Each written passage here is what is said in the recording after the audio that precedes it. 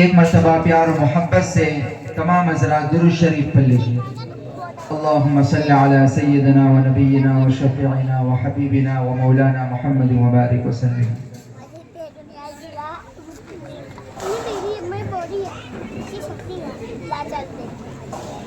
الحمد لله نحمده ونستعينه ونستغفره ونؤمن به ونتوكل عليه ونعوذ بالله من شرور أنفسنا ومن سيئات أعمالنا من يهده الله فلا مضل له ومن يضلله فلا هادي له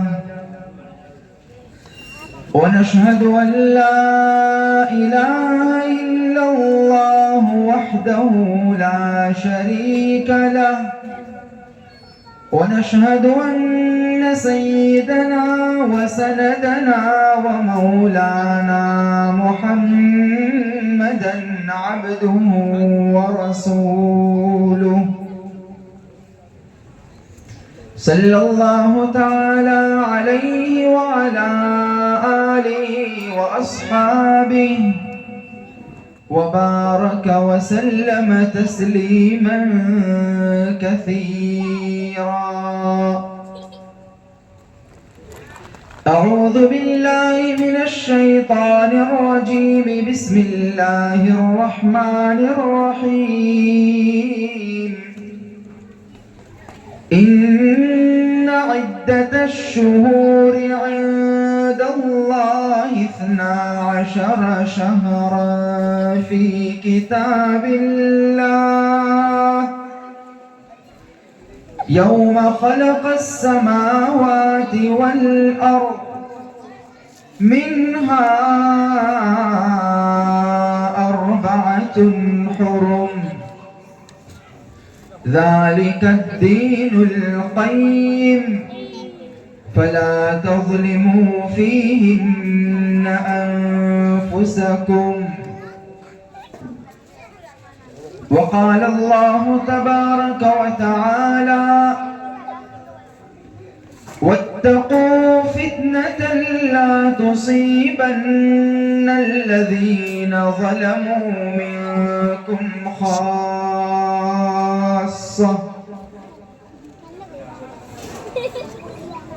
وقال رسول الله صلى الله تعالى عليه وسلم لتأمرن بالمعروف ولتنهون عن المنكر أو ليوشكن الله أن يبعث عليكم عقابا منه ثم تدعونه فلا يستجاب لكم أو كما قال النبي صلى الله تعالى عليه وسلم صدق الله العظيم وصدق رسوله النبي الكريم ونحن على ذلك لمن الشاهدين والشاكرين والحمد لله رب العالمين۔ بہت ہی قابل احترام میرے دوستو، بزرگوں، پردے میں بیٹھ کر سننے والی اسلامی مائیں اور بہنیں اور پیارے بچوں، بہت ہی نیک مقصد سے ہمارے دوستوں نے آج کا یہ پروگرام منعقد کیا۔ دعا فرمائے اللہ تعالیٰ اس پروگرام کو قبول فرمائے، اس کے مقصد میں اللہ تعالیٰ کامیابی عطا فرمائے، قرآن و حدیث کی روشنی میں صحیح باتیں آپ حضرات کی خدمت میں اللہ تعالیٰ مجھے پیش کرنے کی توفیق عطا فرمائے، ہم تمام کو اس پر عمل کی توفیق سے نوازے، آمین۔ قرآن کریم کی 2 آیت کریمہ اور 1 حدیث مبارکہ رسول اللہ صلی اللہ علیہ وسلم کی آپ کی خدمت میں پیش کی۔ کوشش یہ رہے گی کہ انشاءاللہ اسی عنوان کے تحت جو اس آیت میں اور حدیث میں بیان فرمائی گئی ہم انشاءاللہ گفتگو کریں گے۔ اللہ تبارک و تعالی نے کسی بھی چیز میں، کسی بھی وقت میں، کسی بھی دن یا رات میں، کسی بھی مہینے یا سال میں، کسی بھی گھڑی میں نحوست نہیں رکھی ہے۔ اللہ نے جتنی بھی چیزیں پیدا کی ہیں، ایک عقیدہ ہمارا یہاں یہ ہونا چاہیے کہ کائنات کا ذرہ ذرہ بولو کس نے پیدا کیا؟ اللہ ہی نے پیدا کیا۔ ہے کوئی اللہ کے سوا؟ هل من خالق غیر اللہ، اللہ کے سوا کوئی ہے پیدا کرنے والا؟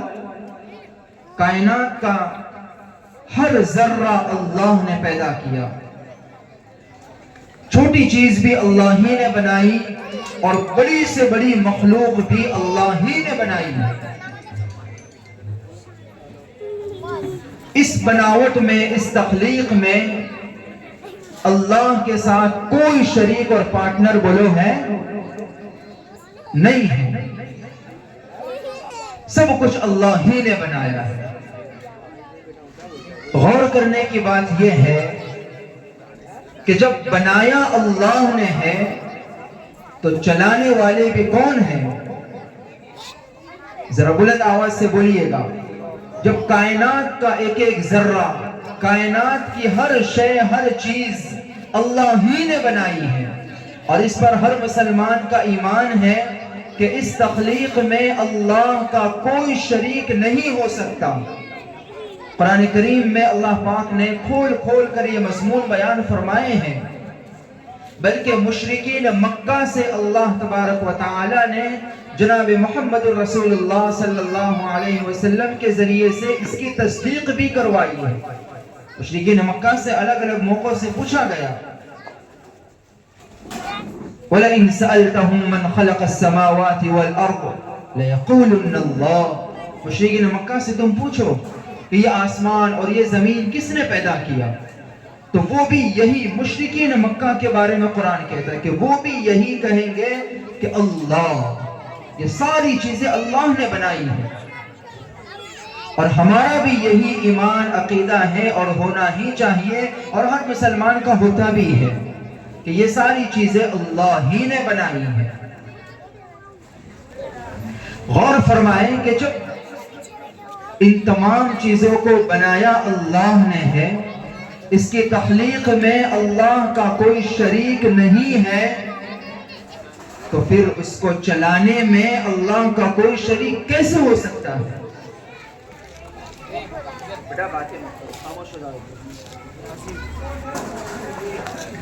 اگر کوئی شریک سمجھتا ہے، اگر کوئی یہ سمجھتا ہے کہ اللہ نے آسمان زمین بنا دیا اور پھر نعوذ باللہ وہ فارغ ہو گئے، اس کے بعد کائنات کا نظام اور لوگوں کو سونپ دیا، بارش کوئی اور برساتا ہے، روزی کوئی اور دیتا ہے، اولاد سے کوئی اور نوازتا ہے، خوشیاں کوئی اور دیتا ہے، غمیاں اور پریشانیاں اور تنگیاں کوئی اور دور کرتا ہے، مشکلیں کوئی اور ہٹاتا ہے، مشکل کشا کوئی اور ہے، حاجتیں کوئی اور پوری کرتا ہے، حاجت روا کوئی اور ہے۔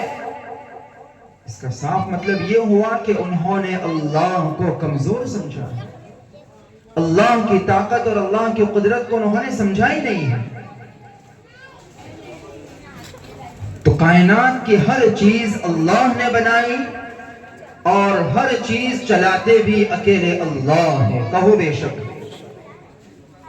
خاص طور سے ماؤں بہنوں سے میں گزارش کروں گا کہ یہ عقیدہ اپنے دل دماغ میں بہت مضبوط کر لے، بٹھا لے۔ اللہ کے سوا کوئی کچھ کر ہی نہیں سکتا، نہ روزی دے سکتا ہے نہ روک سکتا ہے، نہ اولاد دے سکتا ہے نہ کوکھ باندھ سکتا ہے، نہ بارش برسا سکتا ہے نہ روک سکتا ہے، نہ خوشیاں دے سکتا ہے نہ غمیاں ہٹا سکتا ہے۔ یہ سارا کائنات کا نظام اللہ ہی کے ہاتھ میں ہے۔ یہی بات ہم سب کے آقا و مولا تاجدار مدینہ امام الانبیاء فخر دو جہاں جناب محمد الرسول اللہ سب کہو صلی اللہ علیہ وسلم نے اپنے چچا زاد بھائی سیدنا عبداللہ بن عباس رضی اللہ عنہما کو سکھائی۔ مشہور حدیث مبارکہ ہے، فرمایا وَاعْلَمْ أَنَّ الْأُمَّةَ لَوْ اجْتَمَعَتْ عَلَىٰ أَن يَنفَعُوكَ بِشَيْءٍ لَمْ يَنفَعُوكَ إِلَّا بِشَيْءٍ قَدْ كَتَبَهُ اللَّهُ لَكَ وَلَوِ اجْتَمَعُوا عَلَىٰ أَن يَضُرُّوكَ بِشَيْءٍ لَمْ يَضُرُّوكَ إِلَّا بِشَيْءٍ قَدْ كَتَبَهُ اللَّهُ عَلَيْكَ۔ رحمت عالم صلی اللہ علیہ وسلم نے حضرت عبداللہ بن عباس رضی اللہ عنہما کو پیاری اور قیمتی نصیحت فرمائی۔ یہ بات اپنے ذہن و دماغ میں بٹھا لو، خوب اچھی طرح سمجھ لو، اگر ساری امت مل کر، چند لوگ، چند افراد مل کر نہیں، چند جماعتیں نہیں، تمہارا کوئی پڑوسی یا کوئی دشمن نہیں، پوری انسانیت مل کر، کھربوں اربوں لوگ مل کر اگر تمہیں ایک ذرے کے برابر نفع پہنچانا چاہے، نہیں پہنچا سکتے سوائے اس کے جو اللہ نے تمہارے مقدر میں لکھ دیا۔ اور اگر ساری انسانیت مل کر تمہیں کوئی تکلیف پہنچانا چاہے، تمہارا رزق تنگ کرنا چاہے، تمہیں اولاد سے محروم رکھنا چاہے، یا ادنا سا چھوٹا سا کوئی نقصان پہنچانا چاہے، رحمت دو عالم صلی اللہ علیہ وسلم نے فرمایا جو اللہ نے تمہارے مقدر میں لکھا ہے وہی ہوگا، اس سے ایک ذرے کے برابر زیادہ تمہیں نقصان نہیں پہنچا سکتے۔ کتنی پیاری حدیث مبارکہ ہے، اے کاش کہ ہماری ماؤں بہنوں کو یہ حدیث یاد ہو جائے۔ یاد کر لیجئے یہ حدیث مبارکہ، سب مل کر بھی تمہارا کچھ نقصان نہیں کر سکتے، جو کچھ بھی ہے بس اللہ ہی اللہ ہے، تو سب کچھ اللہ نے بنایا اور چلاتے بھی اللہ ہی ہے۔ یہ اور بات ہے، بڑی مزے کی بات یہ بھی ہے،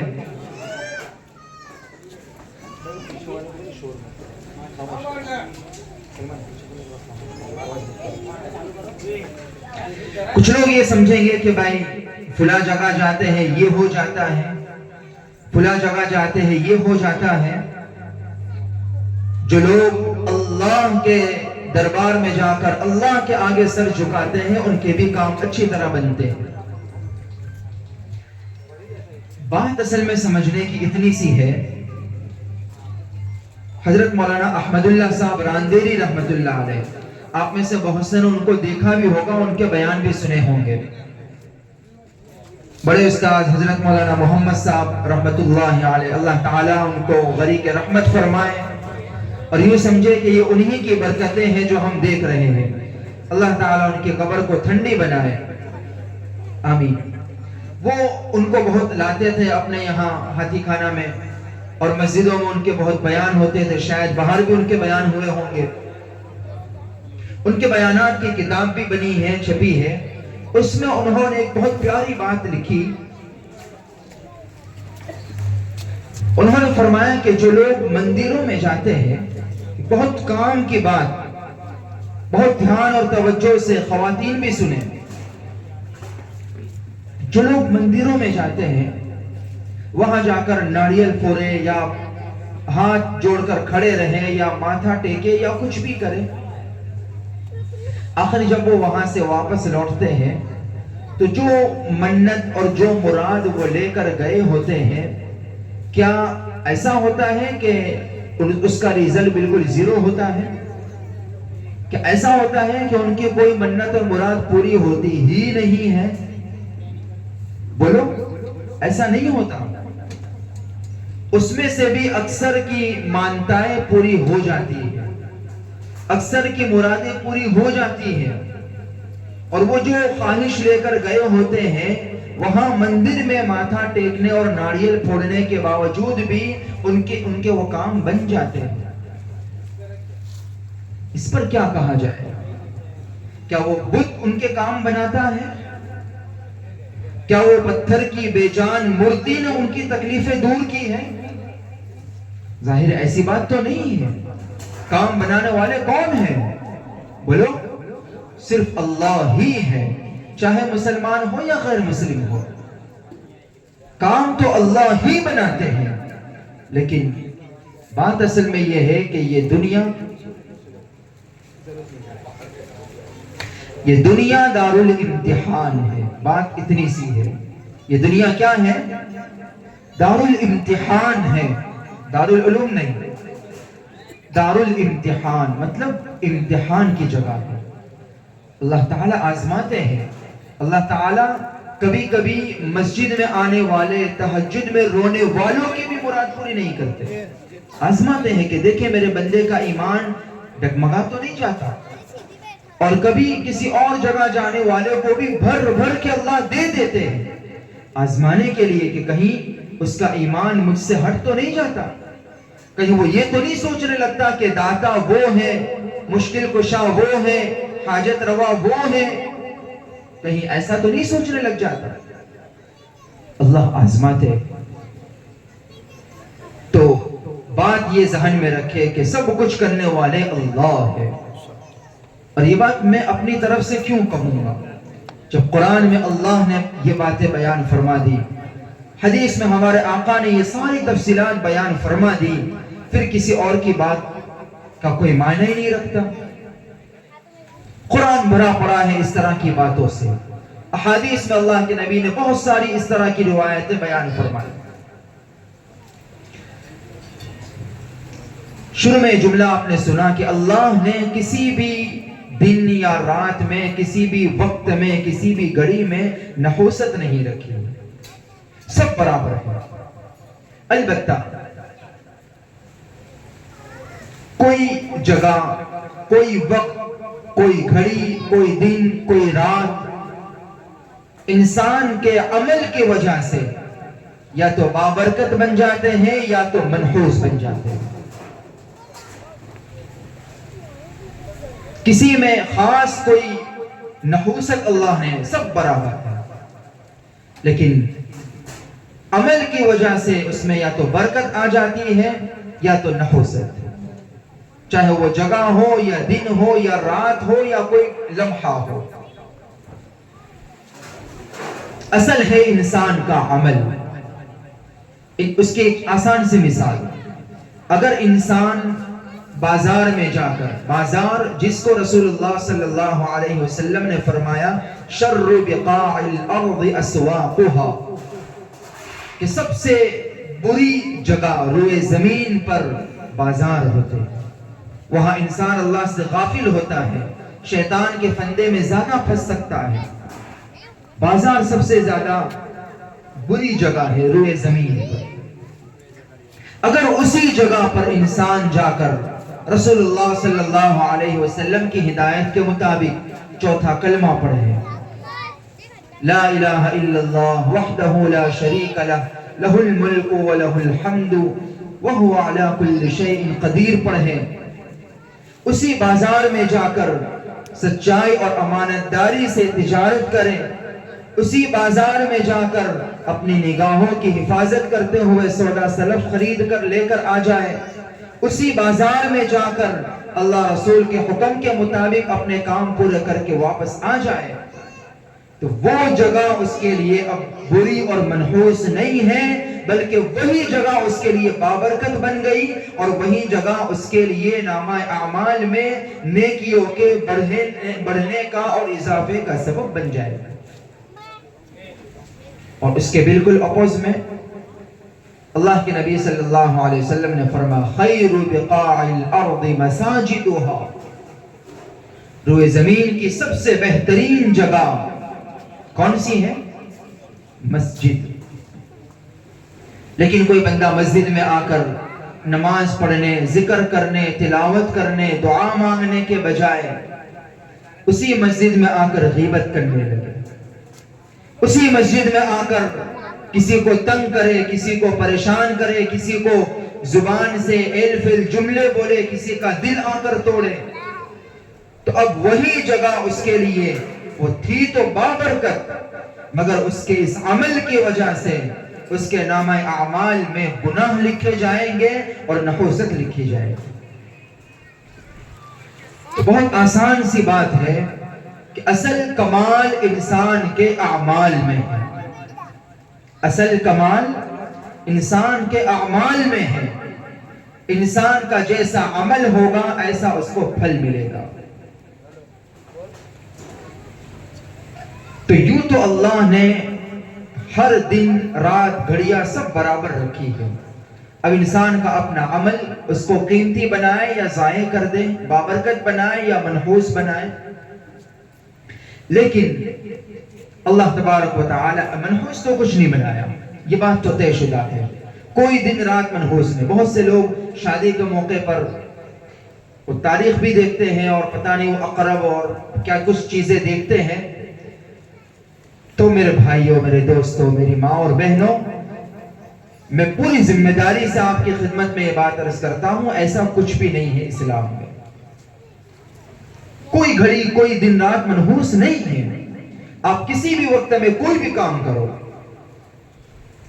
یقین کیجئے آپ کو یہ لگتا ہو کہ یہ اقرب وقرب جو بھی ہے، ان دنوں میں بالکل اسی دن میں جس کے بارے میں کسی نے کہہ دیا ہو کہ اس میں شادی مت کریو ورنہ گئے کام سے، پوری ذمہ داری سے آپ کو لکھ کر دے سکتا ہوں کہ اسی دن میں آپ مکمل شریعت اور سنت کے مطابق، اللہ رسول کے حکم کے مطابق شادی کرو، خدا کی قسم بابرکت زندگی، خوشگوار زندگی گزرے گی۔ اور کسی نے آپ کو یہ لکھ کر سٹیمپ پیپر پہ دیا ہو کہ یہ دن بہت اچھا ہے اس میں شادی کرو، اور اس دن میں آپ نے تمام شریعت کے حدوں کو توڑ کر، اللہ رسول کے حکموں کو چھوڑ کر، اللہ رسول کو ناراض کر کے شریعت کی دھجیاں اڑا کر شادی کی ہو، ایسی شادی میں کبھی برکت نہیں آئے گی۔ اس بات وہی ہے، اصل کمال انسان کے خود کے اعمال میں۔ تو منحوس تو اللہ نے کوئی گھڑی کوئی لمحہ نہیں بنایا، ہاں ایکسٹرا برکتیں اللہ نے ڈالی ہے۔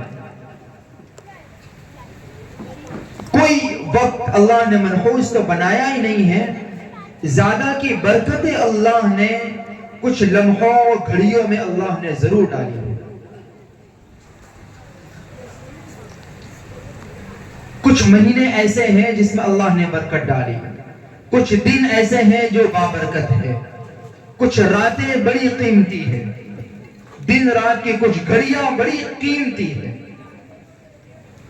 سب برابر، مگر اللہ نے فضل فرمایا اپنے بندوں کو اپنی طرف متوجہ کرنے کے لیے۔ عام دنوں میں، عام حالات میں جو اتنے زیادہ ہم اللہ کے قریب نہیں جا سکتے، تو وہ خاص خاص گھڑیاں اللہ نے میرے اور آپ کے لیے قیمتی بنا دی، بابرکت ہونے کا فیصلہ فرما دیا، اور یہ اس لیے کیا تاکہ عام حالات کے مقابلے میں بندے ان میں کچھ زیادہ نیکیاں کر لے اور گناہوں سے بچنے کا زیادہ اہتمام کر لے، یہ اس لیے کیا۔ تو جاننا چاہتے ہو وہ کون سی گھڑیاں ہیں، کون سے دن رات ہیں، کون سے مہینے ہیں؟ بھائی جاننا چاہتے ہیں آپ لوگ؟ کون جاننا چاہتا ہے؟ ہاتھ اٹھائے۔ ہم بھی استاذ کے نقش قدم پر چلیں۔ جمعہ میں سنا ہمارے بڑے بھائی کا بیان، تشریف لاؤ۔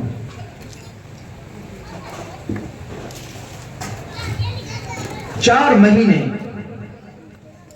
ایسے ہیں جس کے بارے میں اللہ نے خود اپنے کلام میں فرمایا کہ یہ بابرکت ہے۔ 10ویں پارے میں سورہ توبہ میں اللہ پاک کا ارشاد ہے، فرمایا ان عدت الشہور عند اللہ 12 شہرا فی کتاب اللہ یوم خلق السماوات والارض منها 4 حرم۔ رب العالمین نے ارشاد فرمایا، رب العالمین نے کائنات کی، اس کائنات کی تخلیق کے وقت ہی سے سال کے 12 مہینے مقرر فرما دیے ہیں، اور ان 12 مہینوں میں سے 4 مہینوں کو اللہ نے حرمت والے مہینے قرار دیا۔ سال کے 12 مہینے ہیں، جنوری، فروری، دسمبر تک، مگر اسلامی مہینے کہاں سے شروع ہوتے ہیں؟ یہ تو یاد ہی ہوگا سب کو، محرم سے۔ اللہ کرے محرم کا اصل پیغام ہم سب کو سمجھ میں آ جائے، زور سے کہو آمین۔ اتنا بڑا ظلم کیا ہے میرے دوستو ہم نے اسلامی سال کے پہلے ہی مہینے پر، شروعات ہی ہم نے، میں شاید سخت جملے کہوں تو بگاڑ دی۔ اتنا پیارا مہینہ، اتنا قربانی والا مہینہ، اتنا برکتوں والا، حرمتوں والا، احترام والا مہینہ، مگر ہماری شروعات ہی خراب ہوتی ہے۔ کبھی آپ مارکیٹ میں چلے جائیں کسی کے پاس تو 50 روپے کلو کی چیز اگر آپ تھوڑا سا بھاؤ کریں تو 40-30 روپے میں بھی دے دیں گے۔ وہ کہیں گے کہ بھائی بونی خراب نہیں کریں، وہ دے دیتے ہیں۔ ایک ان کی سوچ ہوتی ہے، نظریہ ہوتا ہے، عقیدہ ہوتا ہے کہ دن کی شروعات اگر خراب ہوگی تو بولو پورا دن خراب جائے۔ حالانکہ ایسا نہیں ہے، یہ بھی مزے کی بات ہے۔ اسلام میں نیک فعلی ہے، بد فعلی نہیں ہے۔ لیکن خیر سمجھنے کے لیے اے کاش کہ اس لائن سے کسی کو کوئی بات سمجھ میں آ جائے۔ تو دن کی شروعات ہی لوگوں کا تصور یہ ہوتا ہے کہ اچھی ہونی چاہیے، اور اللہ معاف فرمائے ہمارا حال یہ ہے کہ ہمارا تو دن بھی شروع ہوتا ہے اللہ کی نافرمانی سے، مہینے بھی شروع ہوتے ہیں اللہ کی نافرمانی سے، سال بھی شروع ہوتے ہیں اللہ کی نافرمانی سے۔ بولا ایسا ہوتا ہے یا نہیں ہوتا؟ سب کی مثالیں دینے کا موقع نہیں ہے، پھر رات کے 2 بج جائیں گے۔ دن کی شروعات ہماری کیسے ہوتی ہے؟ خود سوچیے، ہونی کیسے چاہیے اور ہوتی کیسے ہے؟ ہمارا استاذ محترم فرماتے تھے کہ جو بندہ صبح اٹھ کر نماز پڑھتا ہے، فجر کی نماز ادا کرتا ہے، وہ دن کی شروعات اللہ کو راضی کر کے اللہ کی فرما برداری کے ساتھ کرتا ہے۔ اور خود حدیث میں ہمارے آقا نے فرما دیا کہ جو دن کے شروع میں 4 رکعت نماز پڑھ لے گا، اللہ خود فرماتے ہیں کہ میں پورے دن اس کی کفالت کروں گا، اس کے کام بناؤں گا، اور جو اس پر عمل کرتے ہیں ان کو تجربہ ہے اس بات کا۔ اور جو نماز نہیں پڑھتے وہ دن کی شروعات ہی اللہ کو ناراض کر کے کرتے ہیں۔ وہ سو رہے ہوتے ہیں، اللہ کا فریضہ ان پر منتقل ہو چکا ہوتا ہے، اللہ کی طرف سے ان کو حکم آ چکا ہوتا ہے کہ میرے بندے نماز پڑھ لے۔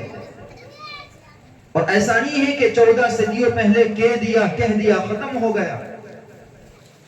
اگر ایسا ہوتا تب بھی ہمارے لیے کافی تھا، لیکن قربان جائے اللہ پر، اللہ کے رسول صلی اللہ علیہ وسلم پر 1400 سال پہلے تو حکم دے ہی دیا، روزانہ بار بار ہمیں حکم دیا جاتا ہے، بلایا جاتا ہے، حی علی الصلاۃ، حی علی الفلاح، الصلاۃ خیر من النوم، اللہ کی طرف سے روزانہ بلاوا آتا ہے، روزانہ اللہ بلاتے ہیں، مگر اس کے باوجود بھی جو لوگ نہیں آ پاتے، دن کی شروعات یوں سمجھے اللہ نے جو حکم دیا تھا اس کو چھوڑ کر ہو رہی ہے۔ تھوڑا سا دل پر لینے کی ضرورت ہے۔ بیان تو ہم میرے دوست بہت سنتے ہیں، اس امت نے جتنے بیانات سنے ہیں، جتنے وعظ سنے ہیں، جتنی نصیحتیں اپنے علماء سے سنی ہیں، کسی اور قوم کو یہ مقدر نہیں ملا ہے۔ اس کی زندگی کا میں سمجھتا ہوں 10% حصہ تو بیانات سننے میں چلا جاتا ہو، لیکن عمل اس میں سے 2-4% بھی نہیں ہوتا۔ اللہ جزائے خیر دے نوجوانوں کو، تمام ذمہ داران کو، اتنا بہترین پروگرام منعقد کیا، لوگوں کو، ماں بہنوں کو سننے کا موقع نصیب ہوا۔ اللہ ان کی جوانیوں کو قبول فرمائے، ان کی محنتوں کو قبول فرمائے۔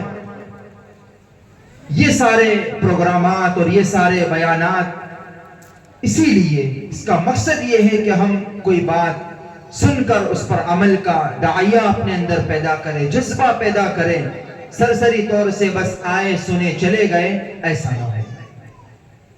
نیت کم سے کم ضرور کرے کہ انشاءاللہ ان باتوں کو اپنے دل پر لیں گے اور عمل کی کوشش کریں گے انشاءاللہ۔ وقت زیادہ ہو رہا ہے، بات ہم یہ شروع کر رہے تھے کہ اللہ پاک نے کچھ لمحات، کچھ گھڑیاں، کچھ دن رات ہمارے لیے بابرکت بنا دی ہے۔ منحوس تو کچھ ہے ہی نہیں، بابرکت البتہ ضرور بنائی ہے۔ اس میں سے 4 مہینے، منہا 4 حرم، سال کے 12 مہینے ہیں، محرم سے شروع ہو کر ذوالحجہ پر ختم ہوتے ہیں۔ اس میں سے 4 مہینے قابل احترام ہیں۔ وہ کون سے مہینے ہیں؟ حدیث میں ہمارے آقا نے اس کی وضاحت فرمائی، 3 متوالیات، ذو القعدة وذو الحجة ومحرم ورجب مضر الذي بين جمادى وشعبان۔ اللہ کے نبی صلی اللہ علیہ وسلم نے اس آیت کی تشریح کرتے ہوئے فرمایا کہ وہ 4 مبارک مہینے ذو القعدہ، ذو الحجہ، محرم اور رجب، یاد رہیں گے انشاءاللہ۔ 3 تو ساتھ میں ہیں، ذو القعدہ، ذو الحجہ، محرم۔ ذو القعدہ ختم ہو گیا، ذو الحجہ کا 6واں چاند ختم ہوا، 7واں شروع ہو چکا ہے، اگلا مہینہ آئے گا محرم، یہ 3 مہینے لگاتار، اور رجب کا مہینہ آئے گا۔ یہ 4 مہینے ہیں قابل احترام۔ اچھا، مزے کی بات یہ ہے ان 4 مہینوں کے بارے میں ایک تفسیر تو یہ ہے عبداللہ بن عباس رضی اللہ تعالی عنہما کی، اللہ پاک نے جو یہ حکم دیا، فرمایا فَلَا تَظْلِمُوا فِيهِنَّ أَنفُسَكُمْ، اے مسلمانوں ان مہینوں میں اپنے آپ پر ظلم نہ کرو۔ اس سے کیا مراد؟ اس کا مطلب کیا ہے؟ اپنے آپ پر ظلم مت کرو، مطلب اپنے آپ پر، اپنے گلے پر چھریا مت چلاؤ، اپنی نسیں نہ کاٹو، اپنے آپ کو کوڑے سے نہ مارو۔ ظاہر ایسا تو کوئی کرتا نہیں ہے، لیکن غضب کی بات یہ ہے کہ کچھ لوگ ایسا بھی کرتے ہیں اور اسی مہینے میں کرتے ہیں۔ یہ بھی بڑے کمال کی بات، جوڑتے جائیے گا قرآن سے، حدیث سے ان باتوں کو۔ قرآن کہتا ہے فَلَا تَظْلِمُوا فِيهِنَّ أَنفُسَكُمْ، ان مہینوں میں ظلم مت کرو۔ تو ظاہر ہے اپنے آپ پر ظلم مت کرو، ظاہری مطلب تو کوئی یہی سمجھے گا کہ اپنے آپ کو کوئی سزا مت دو، اپنے آپ پر چھریا مت چلاؤ، ایسا تو کوئی کرتا نہیں ہے، لیکن کچھ لوگ ایسا بھی کرتے ہیں۔ تو آیت کا مطلب تو یہ نہیں ہے، آیت کا اصل مطلب یہ ہے جو علماء مفسرین نے لکھا ہے کہ فَلَا تَظْلِمُوا فِيهِنَّ أَنفُسَكُمْ، ان مہینوں سے مراد ایک قول تو یہ ہے کہ سارے 12 مہینے سال کے مراد ہیں، اور ایک قول یہ ہے کہ بس یہ 4 مہینے مراد ہیں، ذوالقعدہ، ذوالحجہ، محرم اور رجب۔ ان مہینوں میں بطور خاص اپنے آپ پر ظلم نہ کرو۔ اپنے آپ پر ظلم نہ کرو کا مطلب یہ ہے کہ اللہ کی نافرمانی مت کرو، اس لیے کہ جب انسان گناہ کرتا ہے تو وہ اپنے آپ پر ظلم کرتا ہے۔ گناہ کرنا اپنے آپ پر ظلم کرنا ہوا۔ اگر کوئی انسان اللہ نہ کرے، اللہ نہ کرے، اللہ نہ کرے، 1000 بار اللہ ہماری حفاظت فرمائے، اپنے گلے پر چھری پھیر دے، لوگ برا سمجھیں گے کہ یہ اپنے آپ پر ظلم کرتا ہے۔ سمجھیں گے یا نہیں سمجھیں گے؟ اگر کوئی اپنے آپ کو آگ میں ڈال دے، لوگ سمجھیں گے کتنا بزدل انسان ہے، کتنا ظالم ہے۔ جب انسان گناہ کرتا ہے تو اس کا ایک ایک گناہ اسے جہنم کی آگ کے قریب لے جاتا ہے۔ یہ اصل ظلم ہے۔ سب سے بڑا ظلم انسان کا اپنے آپ پر یہی ہے کہ انسان اللہ رسول کے نافرمانی، اس سے بڑا کوئی ظلم نہیں۔ تو اللہ پاک نے اس کا حکم دیا کہ ان مہینوں میں اپنے آپ پر اللہ کو ناراض کر کے، اللہ کے رسول کو ناراض کر کے، صحابہ کرام کے نقش قدم سے ہٹ کر، اولیاء اللہ کے نقش قدم سے ہٹ کر، اللہ والوں کے راستے سے ہٹ کر، گناہ کر کے، شیطان کے فندے میں پھنس کر، شیطان کے بہکاوے میں آ کر اپنے آپ پر ظلم نہ کرو۔ لیکن افسوس کہ ان 4 مہینوں میں سے 2 مہینے تو ایسے ہوتے ہیں جن پر انسان بڑے بڑے اپنے آپ پر ظلم کرتا ہے، بڑے بڑے گناہ کر کے۔ 4 مہینے یہ برکت والے، راتوں میں چند راتیں برکت والی ہیں، شب قدر، شب برات، ذوالحجہ کی شروع کی یہ راتیں، شب جمعہ، یہ چند برکت والی راتیں ہیں۔ اللہ نے ان میں برکتیں رکھی ہیں، اس کے فضائل بیان فرمائے۔ یہ جس رات میں ہم اور آپ جمع ہیں، اس رات کی اللہ کے نبی صلی اللہ علیہ وسلم نے اتنی بڑی فضیلت بیان فرمائی۔ آقا نے فرمایا کہ قیام کل لیلۃ منہا تعدل بقیام لیلۃ القدر، او کما قال علیہ السلام، اس ایک رات کی قدر و قیمت شب قدر کے برابر ہے۔ جو اس ایک رات کو وصول کرے گا، گناہوں سے اپنے آپ کو محفوظ رکھے گا، اللہ شب قدر کے برابر اسے ثواب عطا فرمائے گا۔ شب قدر کب ہوتی ہے معلوم ہے کسی کو؟ تھک تو نہیں ہے؟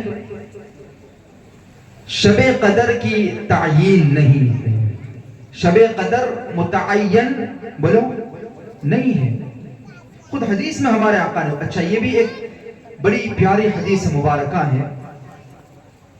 پہلے اللہ کے نبی صلی اللہ علیہ وسلم کے زمانے میں ایک مرتبہ ایسا ہوا، اللہ کے نبی صلی اللہ علیہ وسلم بتلانے کے لیے صحابہ کرام کو، اور صحابہ کو بتلاتے تو ہمیں معلوم ہو جاتا، باہر نکلے اپنے حجرے سے، یا اعتکاف میں بیٹھے ہوئے تھے تو آپ کا جو کمرہ بنا ہوا تھا مسجد میں، جو آپ کے لیے خیمہ لگایا ہوا تھا، چادر ہٹا کر آپ باہر تشریف لائے۔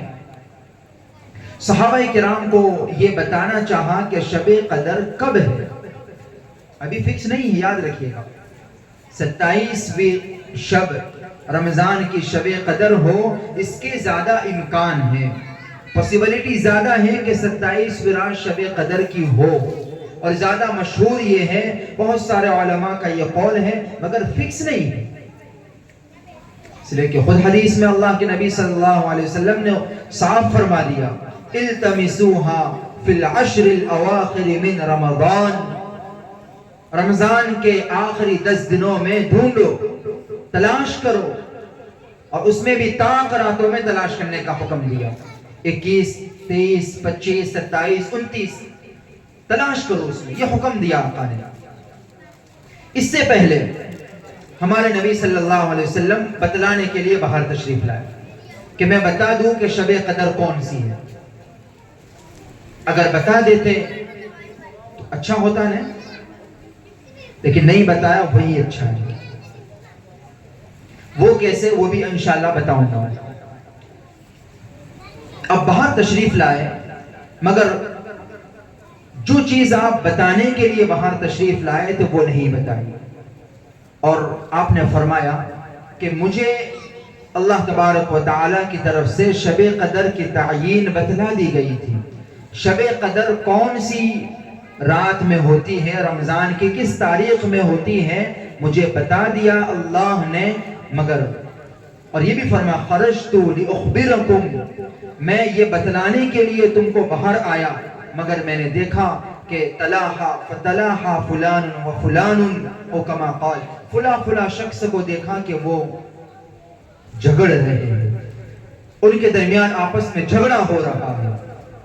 اب یقین کیجئے یہ صحیح حدیث میں آپ کو سنا رہا ہوں، کوئی جھول نہیں، بالکل صحیح حدیث میں ہمارے آقا نے فرمایا کہ میں بتلانے کے لیے نکلا، مگر دیکھا کہ دو مسلمان آپس میں جھگڑ رہے ہیں.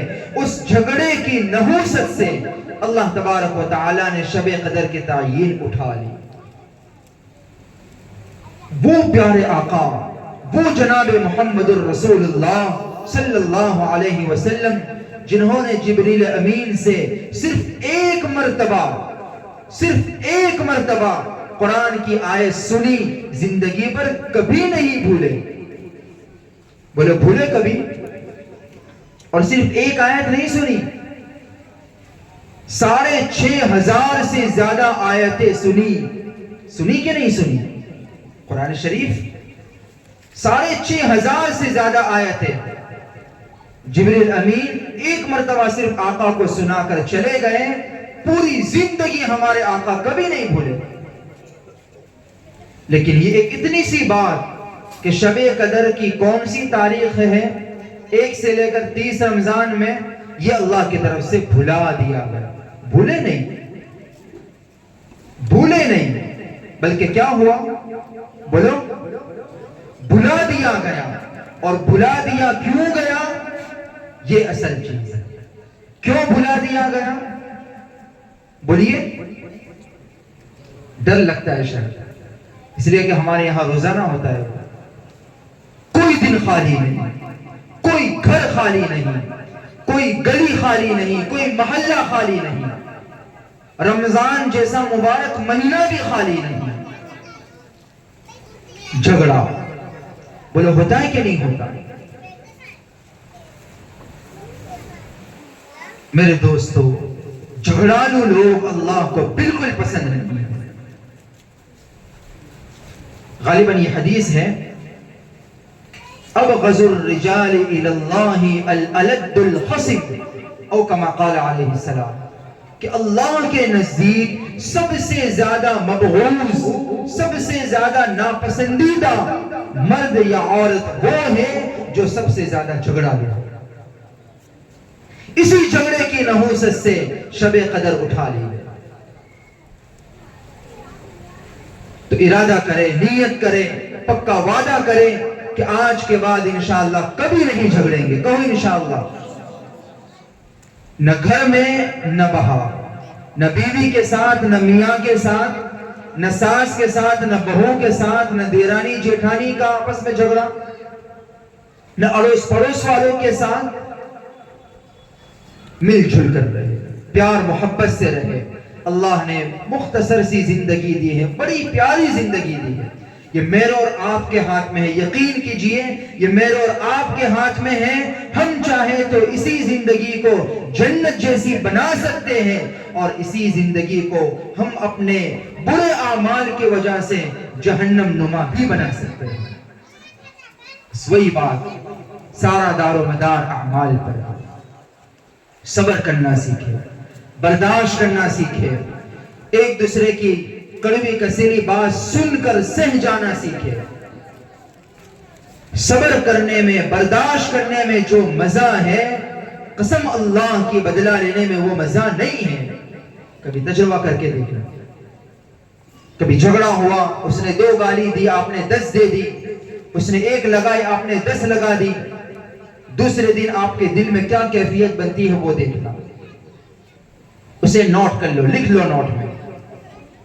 اللہ نہ کرے کبھی ہو ہی نہیں جھگڑا، لیکن جہاں برتن ہوں گے وہاں ٹکراؤ ہوگا، ہو سکتا ہے۔ اب جب اگلی بار جھگڑا ہو، بالکل خاموش، صبر کر جائے، برداشت کر جائے، وہاں سے ہٹ جائے، چلے جائے۔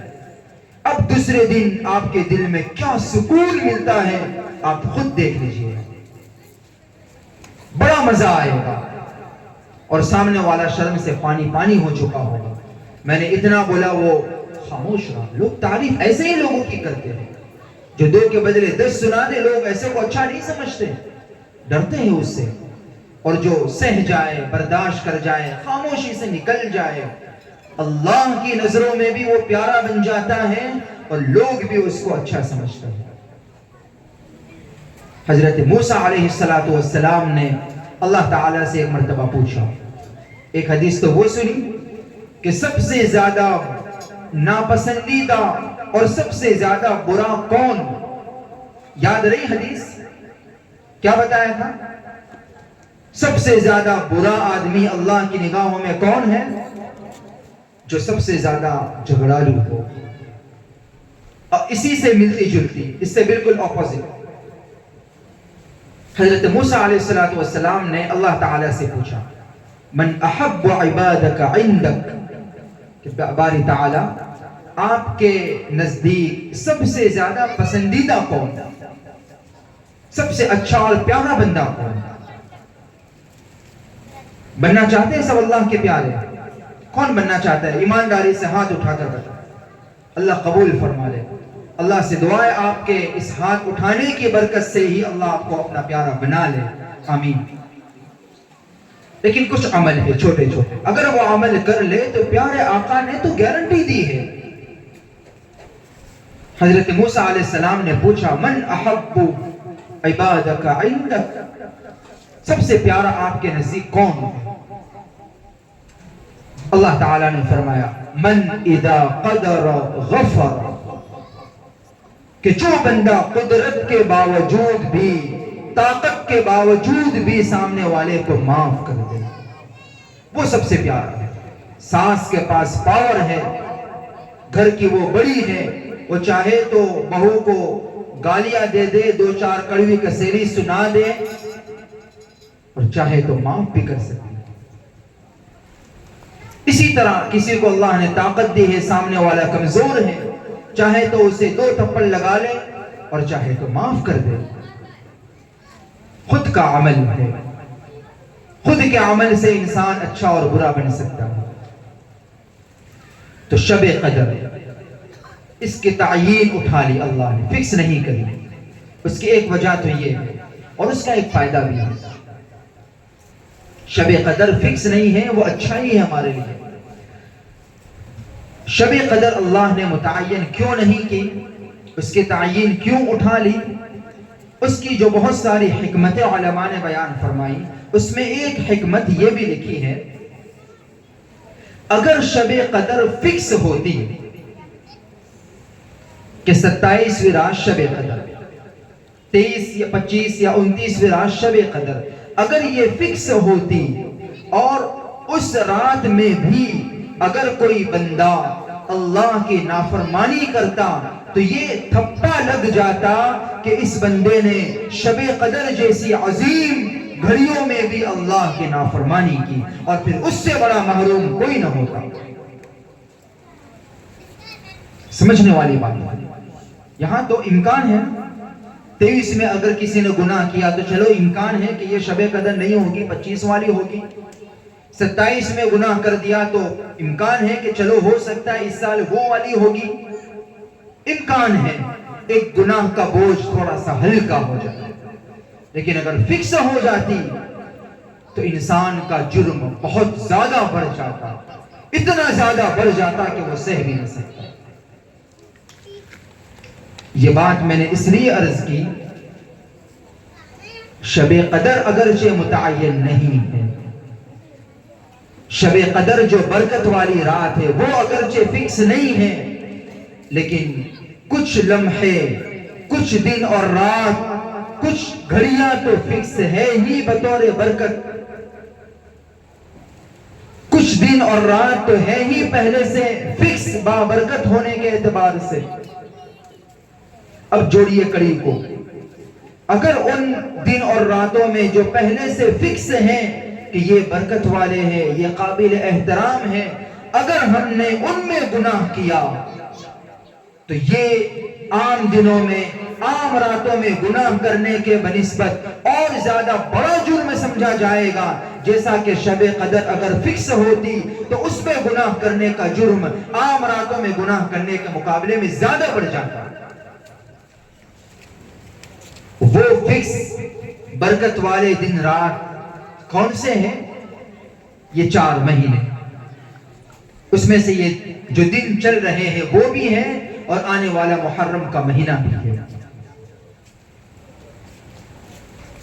اس مضمون کا خلاصہ یہ کہ جب یہ فکس ہے، حرمت والے، قابل احترام،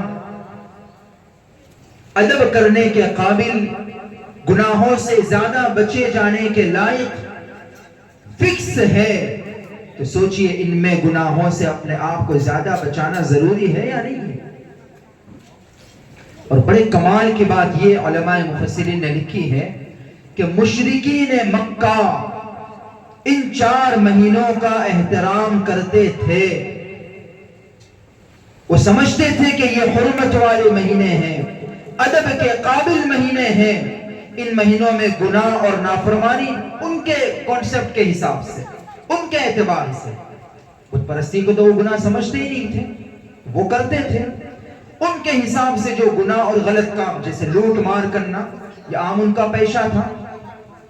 تو کتابوں میں لکھا ہے کہ یہ 4 مہینے ایسے تھے کہ ان 4 مہینوں میں مشرکین مکہ گناہ نہیں کرتے تھے، لوٹ مار نہیں کرتے تھے، احترام میں ان مہینوں کی، اور اسی وجہ سے تو وہ ان مہینوں کو آگے پیچھے کر دیتے تھے، جس کا قرآن میں ذکر ہے انما النسیء زیادۃ۔ نسی کا معنی علماء نے یہی بیان فرمایا، مہینوں کو آگے پیچھے کر دیتے۔ 3 لگاتار مہینے آئے، ذوالقعدہ، ذوالحجہ، محرم، اب وہ تو 3 مہینے سے رکے ہوئے تھے، اب بے چینی اندر سے ہونے لگی کہ 2 مہینے ہو گئے، 2.5 مہینے ہو گئے، کوئی لوٹ مار کی نہیں ہے، اور جو اصل کام ہے اس سے بچے ہوئے ہیں محترم مہینوں کی وجہ سے، تو وہ مہینوں کو آگے پیچھے کر دیتے اور یہ اعلان کر دیتے کہ بھائی اس مہینے میں، اس مرتبہ، اس سال ذوالحجہ کے بعد سفر آئے گا، محرم اس کے بعد آئے گا۔ ایسا اس لیے کرتے تھے کہ بیچ میں سفر کا مہینہ آ گیا، اب پابندی ختم، اب شروع جو چاہے کرنا ہو کرو، محرم کا مہینہ آئندہ آنے والا ہے 30 دنوں کے بعد، تو باقاعدہ وہ اس طرح گھپلا کرتے تھے۔ اور یہی وجہ ہے ذوالحجہ کے آخری حجۃ الوداع کے موقع پر میرے اور آپ کے آقا جناب محمد رسول اللہ صلی اللہ علیہ وسلم نے جب آخری حج، ایک ہی حج تھا، وہی پہلا تھا، وہی آخری تھا، سن ہجری 10 میں آپ نے جب حج فرمایا تو اس موقع پر آپ نے صحابہ کرام سے پوچھا کہ یہ کون سا مہینہ ہے، یہ کون سی جگہ ہے، یہ کون سا مقام ہے، اور پھر آپ نے فرمایا کہ اب اللہ تبارک و تعالی کی طرف سے مہینے اپنی ترتیب پر لوٹ آئے ہیں، اور جو اصل اللہ نے ترتیب بنائی تھی مہینوں کی، 12 مہینے جس ترتیب سے اللہ نے رکھے تھے، اب اس مرتبہ وہ اپنی اسی پرانی اصل ترتیب پر لوٹ آئے ہیں، اور اب قیامت تک اسی ترتیب پر باقی رہیں گے، اس میں کوئی چینجز نہیں ہوگا۔ یہ اس لیے فرمایا کہ مشرکین مکہ اس کو آگے پیچھے کر دیتے تھے۔ اس میں ہمارے لیے کتنا بڑا سبق ہے۔ مشرکین مکہ اس مہینے کا، ان مہینوں کا احترام کرنے کے لیے یہ تو کرتے تھے کہ مہینے آگے پیچھے کر دیے، محرم کے بدلے یہ کہہ دیا کہ یہ سفر آ گیا، مگر محرم کے مہینے میں نافرمانی کرنا، لوٹ مار کرنا پسند نہیں کرتے۔ کیا آج کے مسلمان جناب محمد الرسول اللہ سب کہو صلی اللہ علیہ وسلم کو ماننے والے مسلمان ان سے زیادہ گئے گزرے ہو گئے؟ ظاہر ایسا نہیں ہے۔ وہ تو رسول اللہ صلی اللہ علیہ وسلم کو نہیں مانتے تھے، ان کو پتھر اور تکلیفیں پہنچاتے تھے، ان کے راہ میں کانٹے بچھاتے تھے، بہت تکلیفیں پہنچائی۔ جتنی زیادہ ہمارے آقا کو تکلیفیں پہنچائی اتنی کسی کو نہیں پہنچائی۔ بڑے خوبصورت اشعار ہیں ہمارے استاذ کے استاذ اکثر پڑھا کرتے ہیں، حضرت علامہ رفیق صاحب بڑودوی دامت برکاتہ، اللہ تعالیٰ ان کے عمر میں برکت عطا فرمائے۔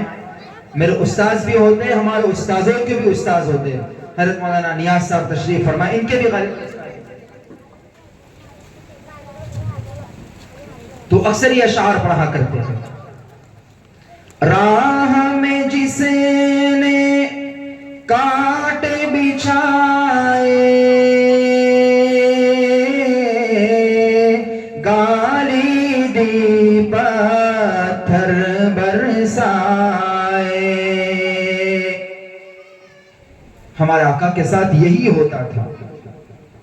اب سوچئے ہم اس قدر گناہوں والی، نافرمانیوں والی، جھوٹ والی، شراب اور جوے والی، اللہ رسول کو ناراض کرنے والی زندگی گزارتے ہیں، اس کے باوجود بھی کبھی ہمارا دانا پانی بد نہیں ہوا، اس کے باوجود بھی کبھی ہمیں ستایا نہیں گیا۔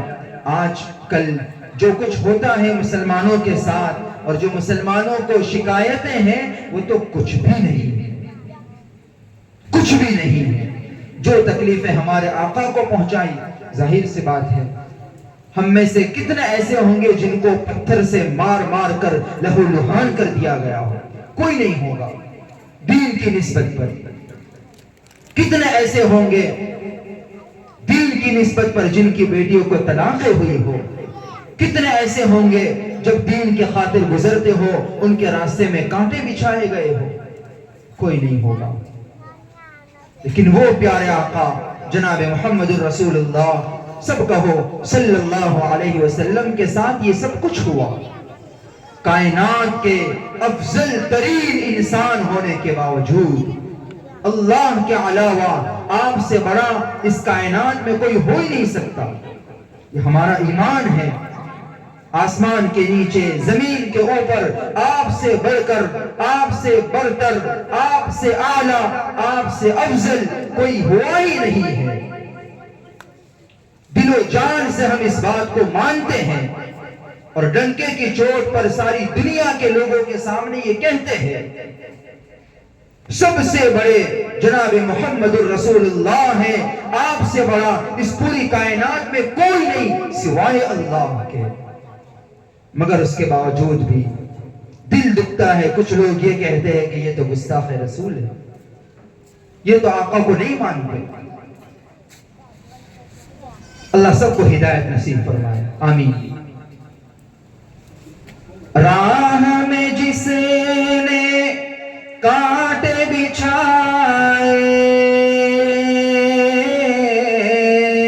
گالی دی پتھر برسائے، ان پر چھڑکی پیار کی شبنم صلی اللہ علیہ وسلم، ان پر چھڑکی پیار کی شبنم صلی اللہ علیہ وسلم۔ تو مشرکین مکہ یہ سب کچھ کرتے تھے، اس کے باوجود بھی ہمارے آقا کا ان کے ساتھ کیا رویہ تھا۔ دوسری طرف ہمارے ساتھ ہمارے ہی دوست بلکہ ہمارے ہی بھائی بلکہ ہمارے ہی گھر کا کوئی ممبر کوئی چھوٹا سا کوئی معمولی سا بدسلوکی والا معاملہ کرے اور پھر ہمارا اس کے اوپر ریئیکشن کیا ہوتا ہے. یہ دونوں چیزیں سوچ لیجیے. تو وہ ہمارے آقا کو اتنا ستاتے تھے، پھر بھی ہمارے آقا نے ان کو دعائیں دی، ان کے ساتھ برا سلوک نہیں کیا. لیکن وہ لوگ ہمارے آقا کو تکلیف پہنچانے میں کوئی کسر نہیں کرتے تھے، کوئی حد انہوں نے باقی نہیں رکھی. آج کے مسلمان تو آقا کو مانتے ہیں نا، کون سا بدنصیب ایسا ہوگا جو آقا کو نہ مانتا ہو. وہ لوگ آقا کو نہیں مانتے تھے، پھر آقا کا دل دکھاتے تھے. مجھے کہنے دیجئے، وہ لوگ آقا کو نہیں مانتے تھے، پھر آقا کا دل دکھاتے تھے. لیکن بدقسمتی سے آج کے مسلمان آقا کو مانتے ہیں اور دنیا کے سامنے ماننے کا دعویٰ کرتے ہیں، اور بلکہ سب سے زیادہ وہی آقا کو مانتے ہیں، اس بات کا دعویٰ کرتے ہیں، مگر اس کے باوجود بھی جیسے وہ آقا کا دل دکھاتے تھے، قسم اللہ کی کام ہمارے سارے ایسے ہی ہیں کہ آقا کا دل دکھے. یہ تو جب قبر میں جائیں گے نا تب پتہ چلے گا. ہر ہفتے ہمارے آقا کو اعمال نامے پیش کیے جاتے ہیں، اللہ کی طرف سے اعمال نامے پیش کیے جاتے ہیں نام کے ساتھ کہ ہاتھی کھانا سے فلاں کے بیٹے فلاں نے، فلاں کی بیٹی فلاں نے یہ عمل کیا ہے. وہ سارا کے سارا عمل ہمارے آقا کے سامنے اللہ تعالیٰ فرشتوں کے ذریعے سے پیش کرتے ہیں. مسلمانوں، ہاتھی کھانا کے رہنے والوں، ذرا سوچ لو، جب میرا عمل آقا کے سامنے پیش کیا جا رہا ہوگا اس وقت میرے آقا خوش ہو رہے ہوں گے یا ناراض ہو رہے ہوں گے. ابھی تو ہمیں نہیں پتا چلتا، قسم خدا پاک کی قیامت کے میدان میں پتا چل جائے گا. لیکن یہ بھی یاد رکھو، اس دن یقیناً پتا چلے گا، اس دن یقیناً معلوم ہو جائے گا، لیکن اس دن کا معلوم ہونا کوئی کام نہیں ہوگا. یومئذ یتذکر الانسان وانیٰ لہ الذکریٰ. اس دن ہر انسان کو سمجھ میں آ ہی جائے گا، ہر انسان سمجھ جائے گا، ہر انسان جان جائے گا. وَأَنَّا لَهُ الذِّكْرَى. لیکن اس دن کا جاننا کوئی کام نہیں دے گا. اس دن افسوس کرے گا اور یہ کہے گا، یا لیتنی قدمت لحیاتی. اے کاش آج کے دن کے لیے میں نے اعمال آگے بھیجے ہوتے، آج کے دن کے لیے کوئی تیاری کی ہوتی. انسان کا حال دیکھے، پہلے سے دنیاوی معاملات میں تیاری کرتا ہے، چھوٹے سے چھوٹا کام بھی ہو 5 دن 10 دن پہلے سے تیاری کرتا ہے، بڑے کاموں میں سال 2 سال پہلے سے تیاریاں کی جاتی ہے. لیکن جہاں جا کر ہمیشہ رہنا ہے وہاں کی کوئی تیاری نہیں، اور یہ کہہ دیتے ہیں کہ فلاں بچا لیں گے، اللہ معاف کر دیں گے، اللہ تعالی ہمیں بخش دیں گے، جنت ہمارے ابا کی ہے ہمیں بھیج دیں گے. یقیناً یہ امید رکھو، مسلمانوں کو یہی امید رکھنی چاہیے اللہ سے، لیکن عمل بھی تو ہونا چاہیے. کسی کو اگر دکان پر ملازمت کے طور پہ رکھا ہو، اسے امید رکھنی چاہیے یا نہیں رکھنی چاہیے کہ اسے مہینے کے آخر میں 10,000 روپے 20,000 روپے تنخواہ ملے گی؟ امید رکھنی چاہیے نا، یقیناً رکھنی چاہیے. لیکن اگر 30 دنوں میں سے 25 دن کام پہ ہی نہ جائے تو ملے گی تنخواہ؟ اللہ نے زندگی دی ہے، زندگی اس لیے دی ہے تاکہ ہم یہ امید رکھیں کہ اس زندگی کے ختم ہونے کے بعد انشاءاللہ جنت وہ منزل ہماری منتظر ہے. اسی امید پر ہمیں زندگی اللہ نے دی ہے، لیکن ساتھ میں عمل بھی تو کرنا پڑے گا، عمل کرنا پڑے گا، ورنہ قیامت کے دن بہت پچھتاوا ہو، بلکہ عمل کرنے کے بعد بھی وہاں تو پچھتاوا ہوگا. قرآن کریم میں قیامت کے بہت سارے نام اللہ نے گنوائے ہیں، اس میں سے قیامت کا ایک نام ہے یوم الحسرہ، حسرت کا دن، افسوس کا دن، پچھتاوے کا دن. اس کے بڑی پیاری مثال علماء محدثین نے لکھی ہے. ایک ٹنل سے کچھ لوگ گزرے، اندھیرا تھا، اپنے گھوڑوں پر سے وہاں سے گزر رہے تھے. دیکھا کہ پیروں کے نیچے کچھ آواز آ رہی ہے، کچھ موتی جیسا محسوس ہو رہا ہے. اب کچھ لوگوں نے سوچا کہ چلو ذرا اتر کر دیکھ لیتے ہیں. کچھ لوگ اترے اور اپنے پاس، اپنے جیب میں، اپنی تھیلی میں، اپنی آستین میں، اور جہاں جو جتنا بھر سکتا تھا سب نے بھر لیا. اور کچھ لوگ سستڑ قسم کے ایسے بھی ہوتے ہیں، انہوں نے کہا کون نیچے اترے، کون محنت کرے پھر اوپر چڑھے، چھوڑو کچھ بھی نہیں کرنا، نکلو یہاں سے، پتھر ہوں گے تو کیا ہوگا. کچھ نہیں لیا، نکل گئے. اب جب باہر نکلے اور وہاں جا کر دیکھا تو پتا چلا کہ یہ تو اصلی ہیرے ہیں، اصلی ہیرے. اب جنہوں نے نہیں لیا ان کو بھی افسوس کہ کاش ہم اتر جاتے، تھوڑی محنت کر لیتے، لے لیتے ہیرے، کام لگ جاتے. اور جنہوں نے لیے ان کو بھی افسوس. کس بات پر؟ اے کاش تھوڑے زیادہ لے لیے ہوتے. میرے دوستو یہی حال قیامت کے دن ہوگا. جو نیکیاں کر کے نہیں آئے ان کو تو افسوس ہوگا ہی ہوگا، یقین کیجئے اس بات پر. لیکن جنہوں نے اعمال کیے ہیں وہ بھی پچھتائیں گے. یہ افسوس کریں گے کہ کاش تھوڑی نمازیں زیادہ پڑھ لی ہوتی، تھوڑی عبادتیں زیادہ کر لی ہوتی، گناہوں سے تھوڑے زیادہ بچ گئے ہوتے، آج زیادہ اچھا بدلہ ملتا.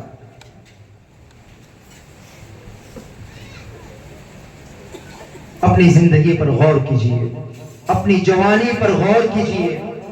ہماری جوانی کہاں جا رہی ہے؟ قیامت کے دن جو سوال ہوں گے اس میں سے ایک الگ سے سوال زندگی کا جوانی کے بارے میں ہوگا کہ تم کو اللہ نے جوانی دی تھی، وہ جوانی تم نے کہاں گزاری.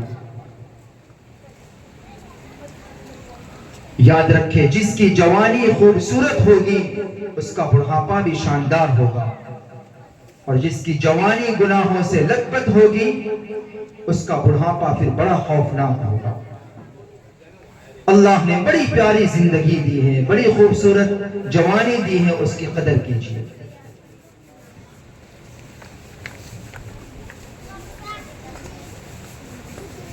ایک مضمون تو ایک آیت کریمہ ابھی مکمل ہوئی، دوسری ایک آیت کریمہ اور اسی سے ریلیٹڈ جو حدیث مبارکہ پیش کی تھی. آپ کی اجازت ہو تو چالو رکھے یا پھر بیان ختم کیا جائے؟ پیچھے والے بھی بے تکلف بول دیجیے گا. کوئی میں آپ کا ہی دوست ہوں، آپ کا بھائی بیٹا ہوں، آپ کہیں تو ختم کریں. چالو رکھے تھوڑی دیر. جزاک اللہ.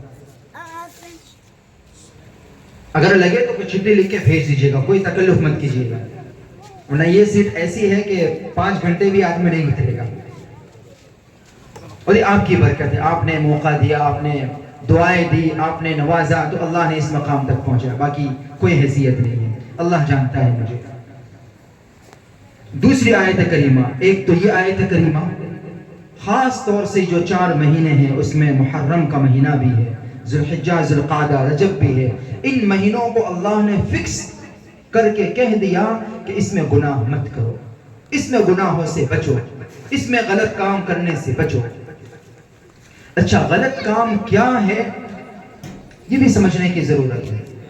بہت سارے کام ایسے ہوتے ہیں انسان اس کو بہت اچھا سمجھتا ہے، بہت خوبصورت سمجھتا ہے، بہت بڑی نیکی سمجھتا ہے، لیکن وہی کام بہت عظیم اور بہت بڑا گناہ ہوتا ہے.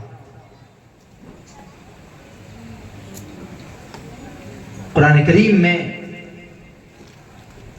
ان کے بارے میں سورہ کہف کے آخری رکوع میں اللہ تعالیٰ نے ایسے لوگوں کا تذکرہ فرمایا ہے کہ بہت سارے لوگ ایسے ہوتے ہیں جو عمل اپنے حساب سے کرتے ہیں، اس عمل میں بہت محنت کرتے ہیں، بہت جان مال لگاتے ہیں، بہت کچھ کرتے ہیں، اور وہ سمجھتے ہیں کہ ہم نے بہت اچھا کام کیا. وَيَحْسَبُونَ أَنَّهُمْ يُحْسِنُونَ صُنْعًا. وہ سمجھتے ہیں کہ ہم نے بہت اچھا کام کیا، لیکن ان کے اس عمل کی اللہ کے یہاں رتی برابر بھی کوئی قیمت نہیں ہوتی، بلکہ وہی عمل کل قیامت کے دن ان کے لیے وبال جان بن جائے گا۔ وہ عمل کون سا ہے؟ 3 چیزیں ہیں، سمجھیں۔ ایک ہے نیکی، ایک ہے گناہ، اور ایک ان کے درمیان کی چیز ہے بدعت۔ نیکی انسان کرتا ہے، ایمان ہو، ایمان کے بعد کے سارے اعمال ہو، انسان سمجھتا ہے کہ یہ نیکی ہے، نیکی سمجھ کے کرتا ہے۔ دوسرے کام ہے گناہ، اس میں کفر ہے، شرک ہے اور دیگر سارے گناہ ہیں، وہ آدمی سمجھتا بھی ہے کہ یہ گناہ ہے۔ اور ان کے درمیان کی ایک چیز ہے بدعت، وہ ہے گناہ مگر انسان سمجھتا اسے نیکی ہے۔ اور ایسے ہی لوگوں کے بارے میں قرآن کی آیت ہے کہ وہ لوگ ایسے کام کرتے ہیں کہ ان کے سارے کام بالکل ضائع، ان کا لاکھوں روپیہ پانی میں، ان کی ساری محنت برباد، بلکہ یہی کام ان کے لیے قیامت کے دن وبال بنے گا۔ بڑی چوکانے والی حدیث، قیامت کا میدان ہوگا، نفسا نفسی کا عالم۔ ابھی دیکھیں لوگوں کے پسینے آ رہے ہیں، گرمی سے لوگ بے حال ہیں۔ 100 نیزے پر سورج ہوگا، 100 نیزے پر۔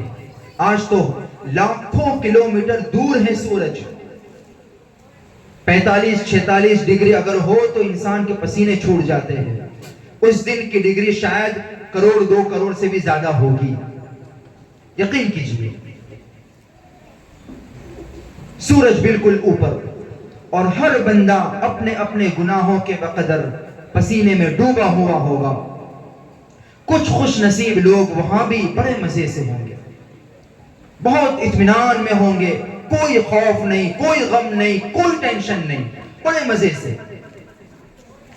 ایک سن اور ایک منظر وہاں کا یہ بھی ہوگا، حوض کوثر، اللہ کے نبی صلی اللہ علیہ وسلم کو جو کوثر، انا اعطیناک الکوثر، اس کا ایک مطلب، ایک تفسیر یہ ہے کہ حوض کوثر آپ کو عطا فرمائی گئی، وہاں آپ اپنی امتیوں کو کوثر کا پانی پلائیں گے، آب کوثر پلائیں گے۔ اللہ تعالی ہم تمام کو آب کوثر کا پینا نصیب فرمائے، کہو آمین۔ ہم میں سے کسی کو اللہ محروم نہ فرمائے، آمین۔ ایک مرتبہ جس نے پانی پی لیا کبھی پیاس نہیں لگے گی اسے، پیارے آقا سب کو کوثر کا پانی پلائیں گے۔ کچھ لوگ آئیں گے پینے کے لیے، فرشتے ہوں گے وہاں، فرشتوں کا پہرا ہوگا، فرشتے ان کو بھگا دیں گے کہ جاؤ تمہارے لیے کوئی گنجائش نہیں ہے، تمہیں نہیں پلایا جائے گا۔ اب وہ بھی پریشان کہ بھائی ہم تو مسلمان تھے، اجازت ہو تو کہہ دو ایک جملہ۔ کہیں گے ہم تو سنی تھے، ہمیں کیوں بھگایا جا رہا ہے بھائی؟ مسلمان تھے ہم تو، آقا کو ماننے والے تھے ہم تو۔ فرشتے کہیں گے نہیں، میں معاف کیجئے گا، جو اصل سنی ہے ان کے ساتھ ایسا نہیں ہوگا۔ جو اصل سنی ہے ان کو تو فرشتے عزت کے ساتھ آقا کے پاس لے جائیں گے، لیکن کچھ لوگوں کو بھگا دیں گے۔ پیارا آقا فرمائیں گے کہ بھائی آنے دو، میرے امتی ہے یہ، ان کو آنے دو، میں ان کو حوض کوثر سے پانی پلاؤں گا۔ فرشتے کہیں گے کہ یا رسول اللہ صلی اللہ علیہ وسلم، آپ کو نہیں معلوم ما احدثوا بعدک، یہ حدیث کے جملے ہیں، اور یہ حدیث آقا ہی نے بتائی، خود ہمارے آقا ہی نے فرمایا کہ قیامت کے دن ایسا ہوگا، ایسے لوگ آئیں گے اور پھر فرشتے مجھ سے یہ کہیں گے، آقا ہی نے سب بتا دیا۔ تو کہیں گے کہ یا رسول اللہ صلی اللہ علیہ وسلم، اگرچہ یہ بظاہر آپ کے تھے، اگرچہ دعوے ان کے کچھ بھی ہو، مگر حقیقت میں آپ کو نہیں معلوم ما احدثوا بعدک، آپ کے بعد انہوں نے دین میں کیسی کیسی بدعات گھڑ لی تھی اور کیسے کیسے نئے نئے طریقے ایجاد کر لیے تھے، اس لیے ان کو آنے کی اجازت نہیں ہے۔ آقا خود پھر کہہ دیں گے سحقن سحقن سحقن، یہ کہہ کر ان کو بھگا دیا جائے گا۔ اس لیے میرے دوستو، اگر کوئی ٹسل میں آ کر کوئی کام کرتا ہے، اپنی ناک کو بچانے کے لیے کوئی کام کرتا ہے، اپنی انا کو برقرار رکھنے کے لیے کوئی کام کرتا ہے، بڑی عاجزانہ گزارش ہے، اپنی آخرت برباد مت کرے، اپنی آخرت کی فکر کرے۔ دنیا کے تھوڑے سے فائدے کے لیے، تھوڑی سی نفسانی خواہش کے لیے، تھوڑی سی عزت بچانے کے لیے اگر ہم نے کوئی کام کر لیا، آج یہ زندگی گزر جائے گی مگر وہاں کا گزارا نہیں ہوگا۔ وہاں کی سوچیں، خود عمل کرنا بھی ضروری ہے، خود گناہوں سے بچنا بھی ضروری ہے، اور لوگوں کو گناہوں سے بچانا بھی ضروری ہے۔ جو دوسری آیت کریمہ پڑھی 90 پارے میں سورہ انفال میں فرمایا وَاتَّقُوا فِتْنَةً لَا تُصِيبَنَّ الَّذِينَ ظَلَمُوا مِنكُمْ خَاصَّةً۔ رحمت عالم رب العالمین نے ارشاد فرمایا اس وبال الہی سے اپنے آپ کو بچاؤ جو صرف گنہگاروں تک نہیں محدود رہے گا۔ اللہ کے اس عذاب سے اپنے آپ کو بچاؤ جو عذاب صرف گنہگاروں کو نہیں پہنچے گا بلکہ وہ عذاب عام ہوگا۔ جب وہ عذاب آئے گا تو اللہ کی طرف سے تمام لوگوں کو لپیٹ میں لے لیا جائے گا، چاہے وہ خود اس گناہ میں مبتلا تھا یا بچا ہوا تھا، سب کو اس لپیٹ میں لے لیا جائے گا۔ کوئی ایران توران کی بات نہیں کر رہا، قرآن کی بات ہے۔ اس کا کیا مطلب؟ اللہ حکم دے رہے ہیں کہ اے مسلمانوں، اس گناہ سے، اس فتنے سے، اس وبال اور عذاب سے بچو۔ لا تصیبن الذین ظلموا منکم خاصہ، یہاں بھی وہی ظلم والی بات جس سے پہلی آیت میں سنی، جو گنہگار تھے صرف خاص ان گنہگاروں پر نہیں آئے گا تو کس پر آئے گا؟ علماء مفسرین فرماتے ہیں کہ وہ عذاب گنہگاروں کے ساتھ جو اس گناہ میں شریک نہیں تھے ان کو بھی لے ڈوبے گا۔ مثال کے طور پر کسی محلے میں اگر 60-70% لوگ کوئی گناہ کرتے ہیں، کوئی بڑا گناہ، 80% لوگ کوئی بڑے گناہ میں مبتلا ہے، اب اس گناہ کی وجہ سے جو عذاب آئے گا، اچھا عذاب کا کیا مطلب؟ عذاب کا مطلب یہ کہ آسمان سے پتھر برسائے جائیں، یا زمین کو الٹ دیا جائے، یا آسمان سے فرشتے تیر کمان لے کر سب کو مٹا دے، ختم کر دے۔ عذاب کی یاد رکھو الگ الگ شکلیں ہوتی ہیں، عذاب کی بہت ساری شکلیں ہوتی ہیں، اور اکثر ایسا ہوتا ہے ہمیں محسوس ہی نہیں ہوتا کہ ہماری زندگی میں یہ اللہ کی طرف سے عذاب ہے، ہمیں اس کا احساس ہی نہیں ہوتا۔ عذاب کی بہت الگ الگ شکلیں ہیں۔ رزق میں برکت کا نہ ہونا یہ بھی عذاب کی ایک شکل ہو سکتی ہے، یہ عذاب کی شکل ہی ہو ایسا نہیں کہہ رہا میں، ورنہ تو پھر جتنے بھی گنہگار ہیں آپ کہنے لگوں گے کہ یہ بہت، جتنے بھی غریب ہے کہنے لگوں گے بہت گنہگار ہے اس کے لیے غریب ہے، ایسا نہیں ہے۔ ایک شکل یہ بھی ہو سکتی ہے عذاب کی ایک، اور بھی غربت کے بہت سارے اسباب ہیں، بہت ساری حکمتیں ہو سکتی ہیں، بڑا اللہ کا ولی ہے مگر پھر بھی غریب ہو سکتا ہے، تو کوئی یہ نہ سمجھنے لگ جائے کہ جو غریب وہ جہنمی، ایسا نہیں ہے۔ ایک شکل ہو سکتی ہے غربت بھی، تنگدستی بھی، مال میں رزق میں بے برکتی بھی عذاب کی ایک شکل ہو سکتی ہے۔ آپس میں محبت کا نہ ہونا عذاب کی ایک شکل ہو سکتی ہے۔ آپس میں گھروں میں سکون کا نہ ہونا عذاب کی ایک شکل ہو سکتی ہے۔ بارش کا نہ برسنا عذاب کی ایک شکل ہو سکتی ہے۔ مہنگائی عذاب کی ایک شکل ہو سکتی ہے۔ ظالم اور غیر منصف حکمران عذاب کی ایک شکل ہو سکتی ہے، بہت ساری چیزیں ہیں، تو یہ ساری الگ الگ عذاب کی شکلیں ہو سکتی ہیں۔ تو اللہ پاک فرماتے ہیں کہ جو عذاب صرف گنہگاروں کو نہیں بلکہ ان لوگوں کے ساتھ جو گناہ میں شریک نہیں تھے ان تک بھی وہ عذاب پہنچے گا، وہ بھی اس عذاب میں مبتلا ہو جائیں گے۔ ایسے گناہ سے اپنے آپ کو بچاؤ۔ جبریل امین علیہ الصلوۃ والتسلیم کو ایک مرتبہ اللہ تعالیٰ نے حکم دیا، فلاں بستی میں جاؤ اور پوری بستی کو الٹ دو۔ بس اب مختصر میں اس آیت کی کچھ تفسیر آپ کے سامنے پیش کرنا چاہتا ہوں، اس کا کچھ مطلب۔ جبریل امین سے کہا کہ فلاں بستی میں جا کر الٹ دو۔ جبریل کہنے لگے کہ باری تعالیٰ، اس بستی میں ایک انسان ایسا ہے جس نے پلک جھپکنے کے برابر بھی کوئی گناہ نہیں کیا، اتنا نیک، ایک پلک جھپکنے کے برابر کوئی ظاہری گناہ اس نے نہیں کیا۔ ہماری بستی میں تو کوئی ایسا نہیں ہوگا، لیکن جبریل نے کہا کہ وہ بستی میں ہے ایسا، تو اللہ میں اگر پوری بستی کو الٹ دوں گا تو وہ اتنا بڑا عابد زاہد عبادت گزار وہ بھی تو عذاب میں آ جائے گا، اس کا کیا کرنا؟ اللہ نے فرمایا جاؤ اس پوری بستی کو الٹ دو اس انسان کے سمیت۔ وجہ یہ ہے کہ اگرچہ وہ بہت زیادہ عابد زاہد نیک فرمانبردار تھا، پلک جھپکنے کے برابر کوئی ظاہری گناہ اس نے نہیں کیا، لیکن اس کے قوم کے لوگ، اس کی بستی کے لوگ جو گناہ کرتے تھے ان کو دیکھتے ہوئے بھی اور قدرت کے باوجود بھی وہ روکتا نہیں تھا۔ یہی اس کا جرم ہے، لہذا ان گناہ کرنے والوں کے ساتھ میں اس کو بھی الٹ دو۔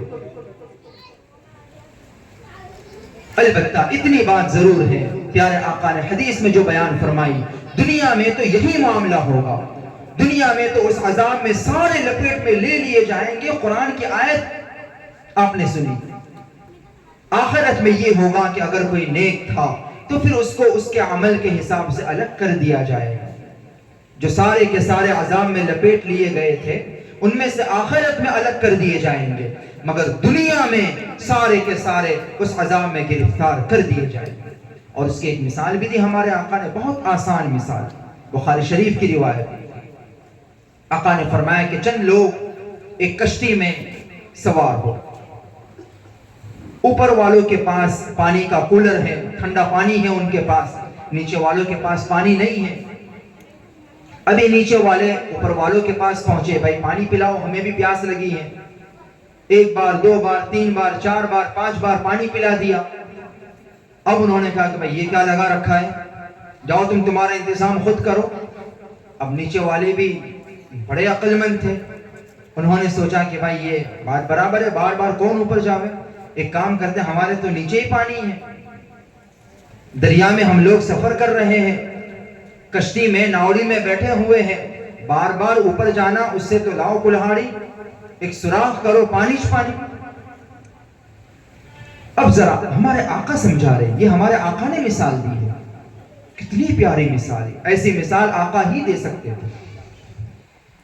آقا نے فرمایا کہ اب ذرا سوچئے، اوپر والے فوراً اوپر سے بھاگتے ہوئے نیچے آ کر ان کی کلہاڑی اگر نہ روکے اور ان کو کہے کہ بھائی عقل کے باردان ذرا رکو، یہ کیا کر رہے ہو، اگر اوپر والے آ کر ان کو نہیں روکیں گے تو کیا اوپر والے سلامت رہ سکیں گے؟ وہ بھی ڈوبیں گے، ہم تو ڈوبے تمہیں بھی لے ڈوبیں گے۔ سیدھی سی بات ہے، وہ کلہاڑی لے کر سوراخ کریں گے، پانی کشتی میں بھرے گا، ساری کشتی ڈوب جائے گی، نیچے والے بھی ڈوبیں گے، اوپر والے بھی ڈوبیں گے۔ کتنی پیاری مثال، بس یہی حال ہے، یہی مثال ہے۔ گناہ ہوتا ہوا دیکھ کر بھی اگر ہم نے لوگوں کو گناہوں سے روکنے کی کوشش نہیں کی، وَاتَّقُوا فِتْنَةً لَا تُصِيبَنَّ الَّذِينَ ظَلَمُوا مِنْكُمْ خَاصَّةً،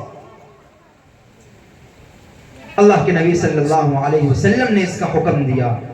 بس یہ آخری حدیث مبارکہ، مَنْ رَأَى مِنْكُمْ مُنْكَرًا فَلْيُغَيِّرْهُ بِيَدِهِ، اسی سے ملتی جلتی ایک دوسری بڑی پیاری حدیث بھی یاد آئی، اور وہ بھی مضمون سے بہت مناسبت رکھتی ہے، مگر اب وقت نہیں ہے، بس یہ ایک حدیث سن لیجیے۔ اللہ کے نبی نے فرمایا من رآ منکم منکرا، جو تم میں سے گناہ کو ہوتا ہوا دیکھے۔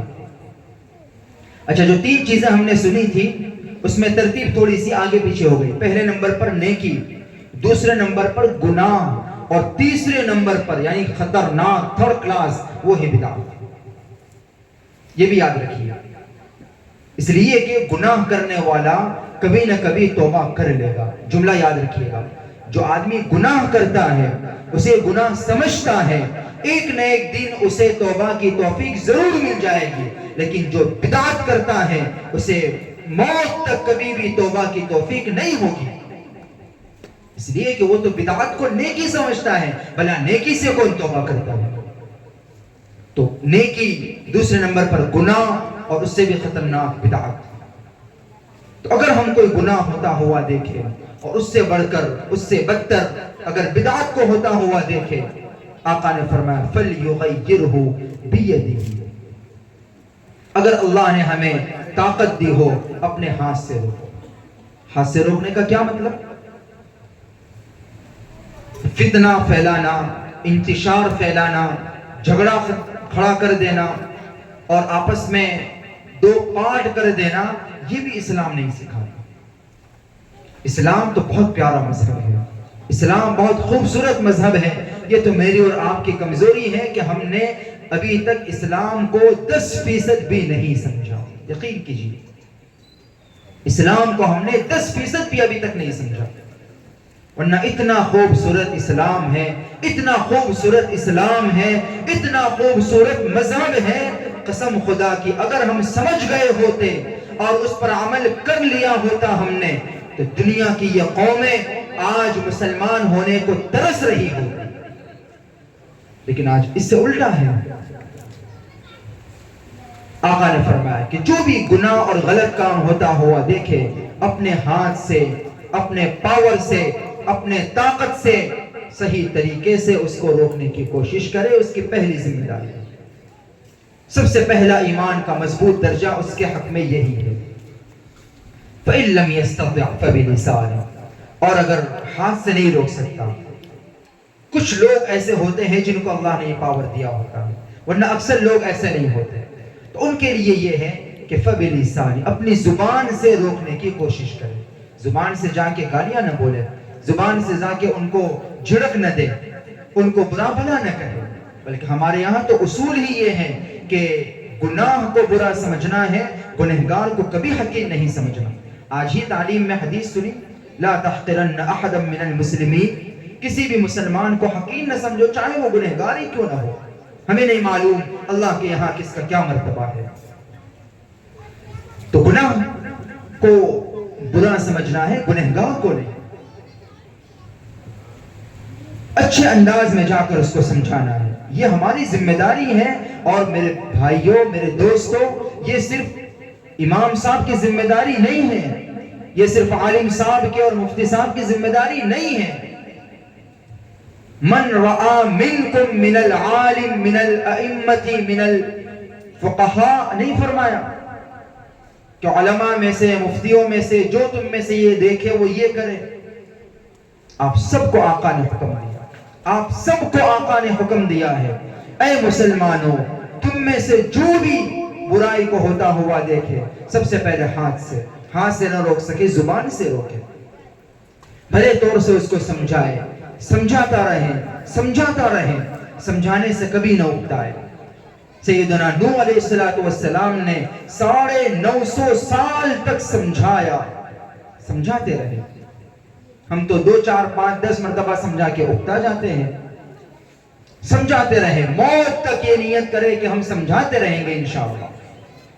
آگے اللہ کی مرضی، وہ سمجھے نہ سمجھے اللہ کے اختیار میں ہے، ہمارے اختیار میں کسی کو ہدایت دینا نہیں ہے، ہمارے اختیار میں کسی کو گناہوں سے روک دینا نہیں ہے، کسی گناہ کو بند کرا دینا ہمارے اختیار میں ہے ہی نہیں۔ اور میں اور آپ کس کھیت کی مولی ہے؟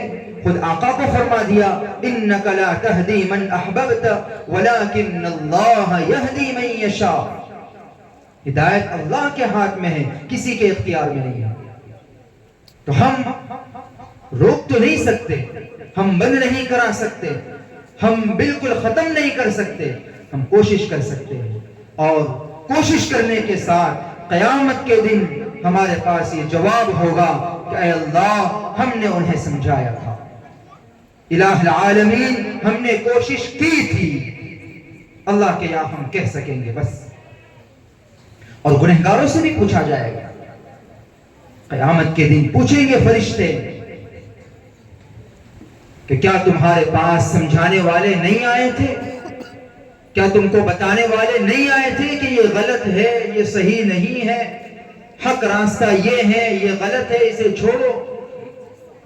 سورہ تبارک میں فرشتے پوچھیں گے ان سے، تو قیامت کے دن اقرار کرنا ہی پڑے گا۔ وہ کہیں گے، جو تبارک روزانہ پڑھتے ہوں گے آیت یاد ہوگی، وہ کہیں گے بلا قد جاءنا نذیر فکذبنا وقلنا ما نزل اللہ من شیء۔ قیامت میں مانیں گے کہ ہاں ہاں ہمارے پاس آئے تھے، ہر سال آتے تھے، ہر بار آتے تھے، بہت آتے تھے، بہت سمجھاتے تھے، فکذبنا ہم نے جھٹلا دیا، ان کی بات نہیں مانی۔ تو ہمارا کام میرے دوستو سمجھانا ہے۔ قیامت کے دن ہم کہہ تو سکیں گے اللہ کے یہاں اے اللہ ہم نے تو اپنی کوشش کی تھی۔ تو زبان سے روکے، زبان سے روکنے کی، پیار محبت سے روکے۔ ہمارا پیغام محبت ہے، جہاں تک پہنچے۔ لوگوں کے دلوں کو چیرنا اسلام ہمیں نہیں سکھاتا۔ ہمارا پیغام تو یہ ہے کہ گنہگاروں کو بھی پیار محبت سے سمجھایا جائے۔ ہم سمجھائیں گے ان کو، موت تک سمجھائیں گے انشاءاللہ۔ کوئی انشاءاللہ ہماری ذمہ داری ہے۔ آقا نے ہم سب سے کہا فَمَن لَّمْ يَسْتَطِعْ فَبِلِسَانِهِ، اگر زبان سے، ہاتھ سے نہ روک سکو تو زبان سے روک۔ اور اگر آخری بات فَمَن لَّمْ يَسْتَطِعْ فَبِقَلْبِهِ، اگر تم زبان سے بھی نہیں روک سکتے، بہت سارے بیچارے ایسے ہوتے ہیں جو نہیں کہہ سکتے، جو نہیں روک سکتے، جو زبان سے کچھ نہیں کہہ سکتے، انہیں ڈر لگتا ہے کہ اگر کچھ کہیں گے تو کچھ ہو جائے گا۔ کوئی بات نہیں، اسلام میں ان کے لیے بھی تنگی نہیں ہے۔ آقا نے ان کے بارے میں فرمایا فَبِقَلْبِهِ، یہ وہ درجہ ہے، یاد رکھو مسلمانوں، یہ کوئی بھی ایسا نہیں ہو سکتا جو اس پر عمل کرنا جس کے لیے ممکن نہ ہو۔ ہر مسلمان کم از کم اس پر تو عمل کر ہی سکتا ہے، اور اگر کوئی مسلمان اس پر بھی عمل نہیں کر سکتا، آقا نے فرمایا کہ پھر وہ مسلمان ہی نہیں ہے۔ آقا نے فرمایا کم سے کم فَبِقَلْبِهِ، اس گناہ کو، اس بدعت کو، اس غلط کام کو دل سے برا سمجھو۔ فَبِقَلْبِهِ کے دو مطلب، دل سے برا سمجھو، اور دوسرا دل سے یہ ارادہ رکھو کہ آئندہ جب بھی ہمیں موقع ملے گا ہم سمجھائیں گے، زبان سے روکنے کی، ہاتھ سے کوشش کریں، یہ نیت رکھو۔ دل سے کا یہ مطلب، تو کم از کم دل سے برا سمجھے۔ آج کتنے مسلمان ایسے ہیں جو دل سے بھی برا نہیں سمجھتے۔ آقا نے فرمایا وَذَلِكَ أَضْعَفُ الْإِيمَانِ، جو صرف دل سے برا سمجھے یہ سب سے کمزور درجہ ہے ایمان کا۔ اس سے نیچے کا درجہ کوئی نہیں ایمان کا۔ اس سے نیچے کا درجہ تو ظاہر وہی ہے، چوتھا نمبر، کہ دل سے بھی برا نہ سمجھے۔ ظاہر سی بات ہے، پہلا درجہ ہاتھ والا، دوسرا زبان والا، تیسرا دل سے برا سمجھنے والا، اور چوتھا دل سے بھی برا نہ سمجھے، مزے لے۔ آقا نے فرمایا کہ یہ آخری درجہ تھا، اس کے نیچے ایمان کا کوئی درجہ نہیں۔ پھر اپنے ایمان کی خیر بنانی چاہیے۔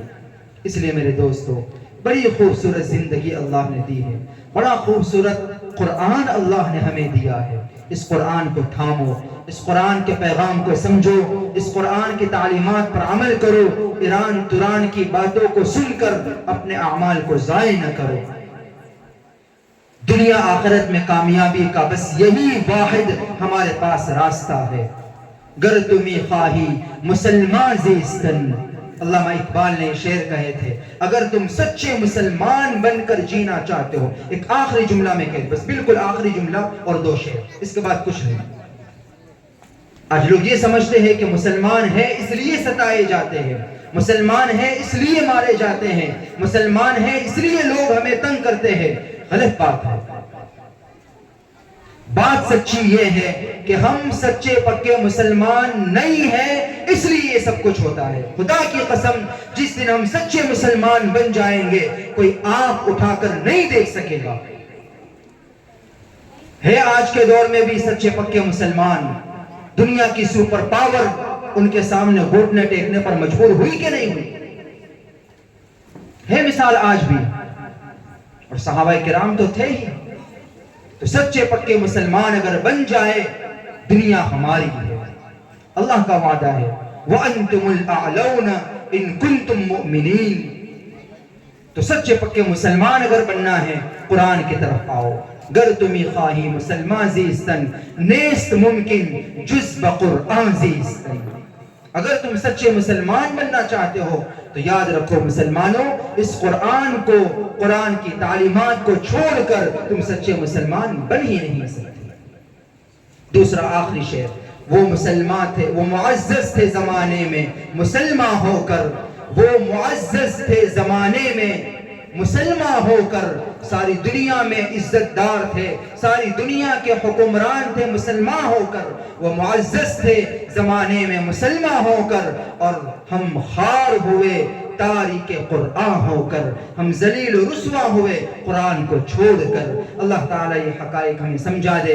وآخر دعوانا ان الحمدللہ رب العالمین۔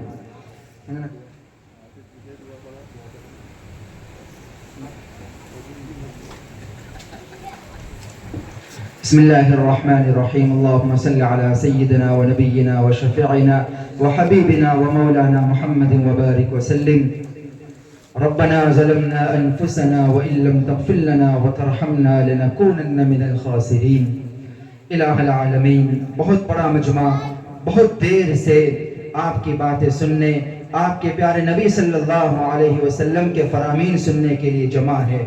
اے مولا کریم، بہت بڑی تعداد میں مستورات اور مائیں بہنیں یہاں جمع ہیں۔ اے مولا کریم، ان تمام کا جمع ہونا قبول فرما۔ اے مولا، جمع ہونا قبول فرما۔ اے اللہ، آج کی رات وہ رات ہے جس کے بارے میں پیارے آقا نے فرمایا کہ ان راتوں میں عبادت کرنا، نیکی کرنا، شب قدر میں نیکی کرنے کے برابر ہے۔ اے مولا کریم، یہ دین کی باتوں کو سن کر بڑی نیکیاں کمائی ہیں دوستوں نے، ماں بہنوں نے۔ اے مولا، انہیں شب قدر کی نیکیوں کا ثواب عطا فرما۔ اے اللہ، شب قدر کی عبادت کا ثواب نصیب فرما۔ اے مولا، یہاں جمع ہونے کو قبول فرما۔ اے مولا کریم، جمع ہونے کو قبول فرما۔ اے مولا، جو کچھ بھی آپ نے کہلوایا، اے مولا، ہماری کوئی اوقات نہیں، کوئی حیثیت نہیں۔ اے مولا، جو کچھ تھا آپ کا کرم تھا، آپ کا فضل تھا۔ اے مولا، آپ کی توفیق اور مدد اگر شامل نہ ہوتی، کچھ نہ ہو سکتا تھا۔ اے مولا کریم، آپ کا کرم ہوا۔ اے مولا، مزید کرم فرما دیجئے، قبول فرما لیجئے۔ ان باتوں پر مجھے بھی، تمام سامعین کو، پوری امت مسلمہ کو، بلکہ پوری انسانیت کو عمل کی توفیق سے نواز دیجئے۔ اے مولا، ہم تمام کو نیک اعمال کی توفیق عطا فرما دیجئے۔ اے مولا، قرآن کے پیغام کو سمجھنے کی توفیق عطا فرما، عمل کرنے کی توفیق عطا فرما، قرآن کے پیغام کو سارے عالم میں عام و تام کرنے کی توفیق عطا فرما۔ اے مولا کریم، پیارے آقا صلی اللہ علیہ وسلم کا سچا عشق نصیب فرما۔ اے مولا، سچا عشق نصیب فرما۔ اے مولا، ہم تمام کو سچا پکا سنی بنا دے۔ اے مولا، سچا پکا سنی بنا دے۔ اے مولا کریم، سنتوں پر عمل کرنے کی توفیق عطا فرما، بدعات سے حفاظت فرما، رسومات سے حفاظت فرما، منہیات سے حفاظت فرما، آپ کی نامرضیات سے حفاظت فرما۔ اے مولا کریم، جن گناہوں سے، جن بدعات سے اور جن غلط کاموں سے آپ ناراض ہوتے ہیں، آپ کے پیارے حبیب صلی اللہ علیہ وسلم کا دل دکھتا ہو، اے مولا ایسے گناہوں سے بچنے کی توفیق عطا فرما۔ آپ کی مرضی والی زندگی عطا فرما، اے مولا خوبصورت زندگی عطا فرما۔ ربنا آتنا فی الدنیا حسنہ وفی الآخرۃ حسنہ، اے مولا دنیاوی زندگی بھی خوشگوار بنا، دنیا بھی بہتر بنا، آخرت بھی بہتر بنا، دنیا میں بھی بہتریاں نصیب فرما، آخرت میں بھی بہتریاں نصیب فرما، دنیا میں بھی عزت اور کامیابیاں نصیب فرما، آخرت میں بھی بہتری اور کامیابیاں نصیب فرما۔ اے مولا کریم ہر قسم کے ظلم و ستم سے ہماری حفاظت فرما، اے مولا ظالم بننے سے بھی بچا، مظلوم بننے سے بھی بچا، کسی کے ظلم کا نشانہ بننے سے بھی بچا۔ اے مولا کریم اپنے گھروں میں ہمیں ظلم کرنے سے بچا، اپنے ماتحتوں کے ساتھ انصاف اور رحم کا معاملہ کرنے کی توفیق عطا فرما، ہمارے ملک پر رحم فرما، سارے عالم کے انسانوں پر رحم فرما، غزہ اور فلسطین کے مسلمانوں پر خصوصی رحمت نازل فرما۔ اے مولا ہزاروں لوگ شہید ہوئے، ہزاروں بچے شہید ہوئے، اے مولا ظالم کو مگر پھر بھی ترس نہ آیا، اے مولا ظالم کو ظلم سے روک دیجئے، اے مولا اسے صحیح سمجھ دے دیجئے، اے مولا اسے ہدایت سے نواز دیجئے، غزہ اور فلسطین کے معصوموں پر ظلم کرنے سے اسے روک دیجئے، اے مولا اسے بھی ایمان کی دولت سے نواز دیجئے، انہیں بھی سچا پکا مسلمان بنا دیجئے۔ اور اے اللہ اگر ان کے مقدر میں ہدایت نہ لکھی ہو، اگر ان کے حق میں ایمان نہ لکھا ہو، تو اے مولا ایسے ظالموں کو چن چن کر ختم فرما، اے مولا ایسے ظالموں کا خاتمہ فرما، اے مولا جیسے قوم عاد و سمود کو، فرعون نمرود کو، شداد و حامان کو آپ نے نشان عبرت بنایا، ختم کر دیا، آج کے ان ظالموں کو ان سے بدتر طور سے ختم فرما، قیامت تک کی انسانیت کے لیے نشان عبرت بنا۔ اے مولا ہمارے ملک میں امن و امان والی فضا قائم فرما، اے مولا ہمارے ملک کے حکمرانوں کو انصاف کے ساتھ حکومت کرنے کی توفیق عطا فرما، ظلم و ستم سے بچنے کی توفیق عطا فرما۔ اے مولا گھریلو معاملات بہتر طور سے ہم نبھا سکے ایسی توفیق عطا فرما، ہماری معاشرت بہتر بنا، معاملات میں صاف صفائی ہو ایسی توفیق عطا فرما۔ پیارے آقا صلی اللہ علیہ وسلم نے زندگی گزارنے کے جو خوبصورت طریقے ہمیں سکھائے ہیں، اے مولا اسے سمجھنے کی توفیق عطا فرما، اسے جاننے کی توفیق عطا فرما، ان پر عمل کرنے کی توفیق عطا فرما۔ پیارے اللہ جن دوستوں نے اتنا خوبصورت انتظام کیا، یقیناً بہت سے لوگوں نے آپ کی اور آپ کے محبوب صلی اللہ علیہ وسلم کی، قرآن و حدیث کی، دین کی، شریعت کی بہت خوبصورت باتیں سنی، اے مولا آپ نے بہت خوبصورت باتیں کہلوائی، اے مولا ان دوستوں نے جو یہ اتنا بہترین انتظام کیا تمام کو قبول فرما، ان کی جوانیوں کو قبول فرما، ان کی جوانیوں کو برباد ہونے سے حفاظت فرما، ان کی جوانیوں کو ضائع ہونے سے محفوظ فرما، ان کی زندگیوں میں برکت عطا فرما، تمام ذمہ داران کی زندگیوں میں خیر و برکت عطا فرما، یہاں موجود تمام دوستوں ماں و بہنوں کی زندگیوں میں برکت عطا فرما، خوشیاں نصیب فرما، ہر ناگہانی آفت بلا مصیبت سے، بیماری سے، وبا اور بلا سے حفاظت فرما، خوشگوار زندگی ہم سب کو نصیب فرما، آپ سے ہونے کا یقین کامل عطا فرما، غیروں کا خوف اور ڈر ہمارے دلوں سے نکال دے، غیروں سے لالچ اور امیدیں ہمارے دلوں سے ختم فرما، ساری امیدیں اور سارے بھروسے صرف آپ ہی کی ذات سے متعلق ہو، اے مولا ایسا کامل ایمان نصیب فرما، تمام بیماروں کو شفاء کاملہ عطا فرما، تمام مرحومین کی بال بال مغفرت فرما، تمام پریشان حالوں کی پریشانیاں دور فرما، جو جیلوں میں بند ہے تمام کے لیے بہترین انتظام فرما، رہائی کے غیب سے اسباب پیدا فرما، پیارے نبی صلی اللہ علیہ وسلم نے جو خیر و بھلائیاں مانگی ہمیں بھی نصیب فرما، جتنے شرور و فتن سے پناہ چاہی ہم تمام کی پوری امت مسلمہ کی حفاظت فرما، ہم نے مانگا ہمارے گمان کے مطابق، تو دے تیری شان کے مطابق، ہماری ان دعاؤں کو محض اپنے فضل و کرم سے جناب محمد الرسول اللہ صلی اللہ علیہ وسلم کے صدقہ و طفیل میں، تمام صحابہ اور صحابیات کے صدقہ و طفیل میں، تمام ازواج مطہرات کے صدقہ و طفیل میں، آل بیت اطہار کے صدقہ و طفیل میں، تمام اللہ کے آپ کے ولیوں کے صدقہ و طفیل میں، تمام ولیات کے صدقہ و طفیل میں قبول فرما، قبول فرما اور انہی نیک لوگوں کے نقش قدم پر ہمیں جینے اور مرنے کی توفیق عطا فرما. ربنا تقبل منا انك انت السميع العليم وتب علينا يا مولانا انك انت التواب الرحيم. ان الله وملائكته يصلون على النبي يا ايها الذين امنوا صلوا عليه وسلموا تسليما. اللهم صل على سيدنا ونبينا وشفيعنا وحبيبنا ومولانا محمد وبارك وسلم. سبحان ربك رب العزة عما يصفون وسلام على المرسلين والحمد لله رب العالمين.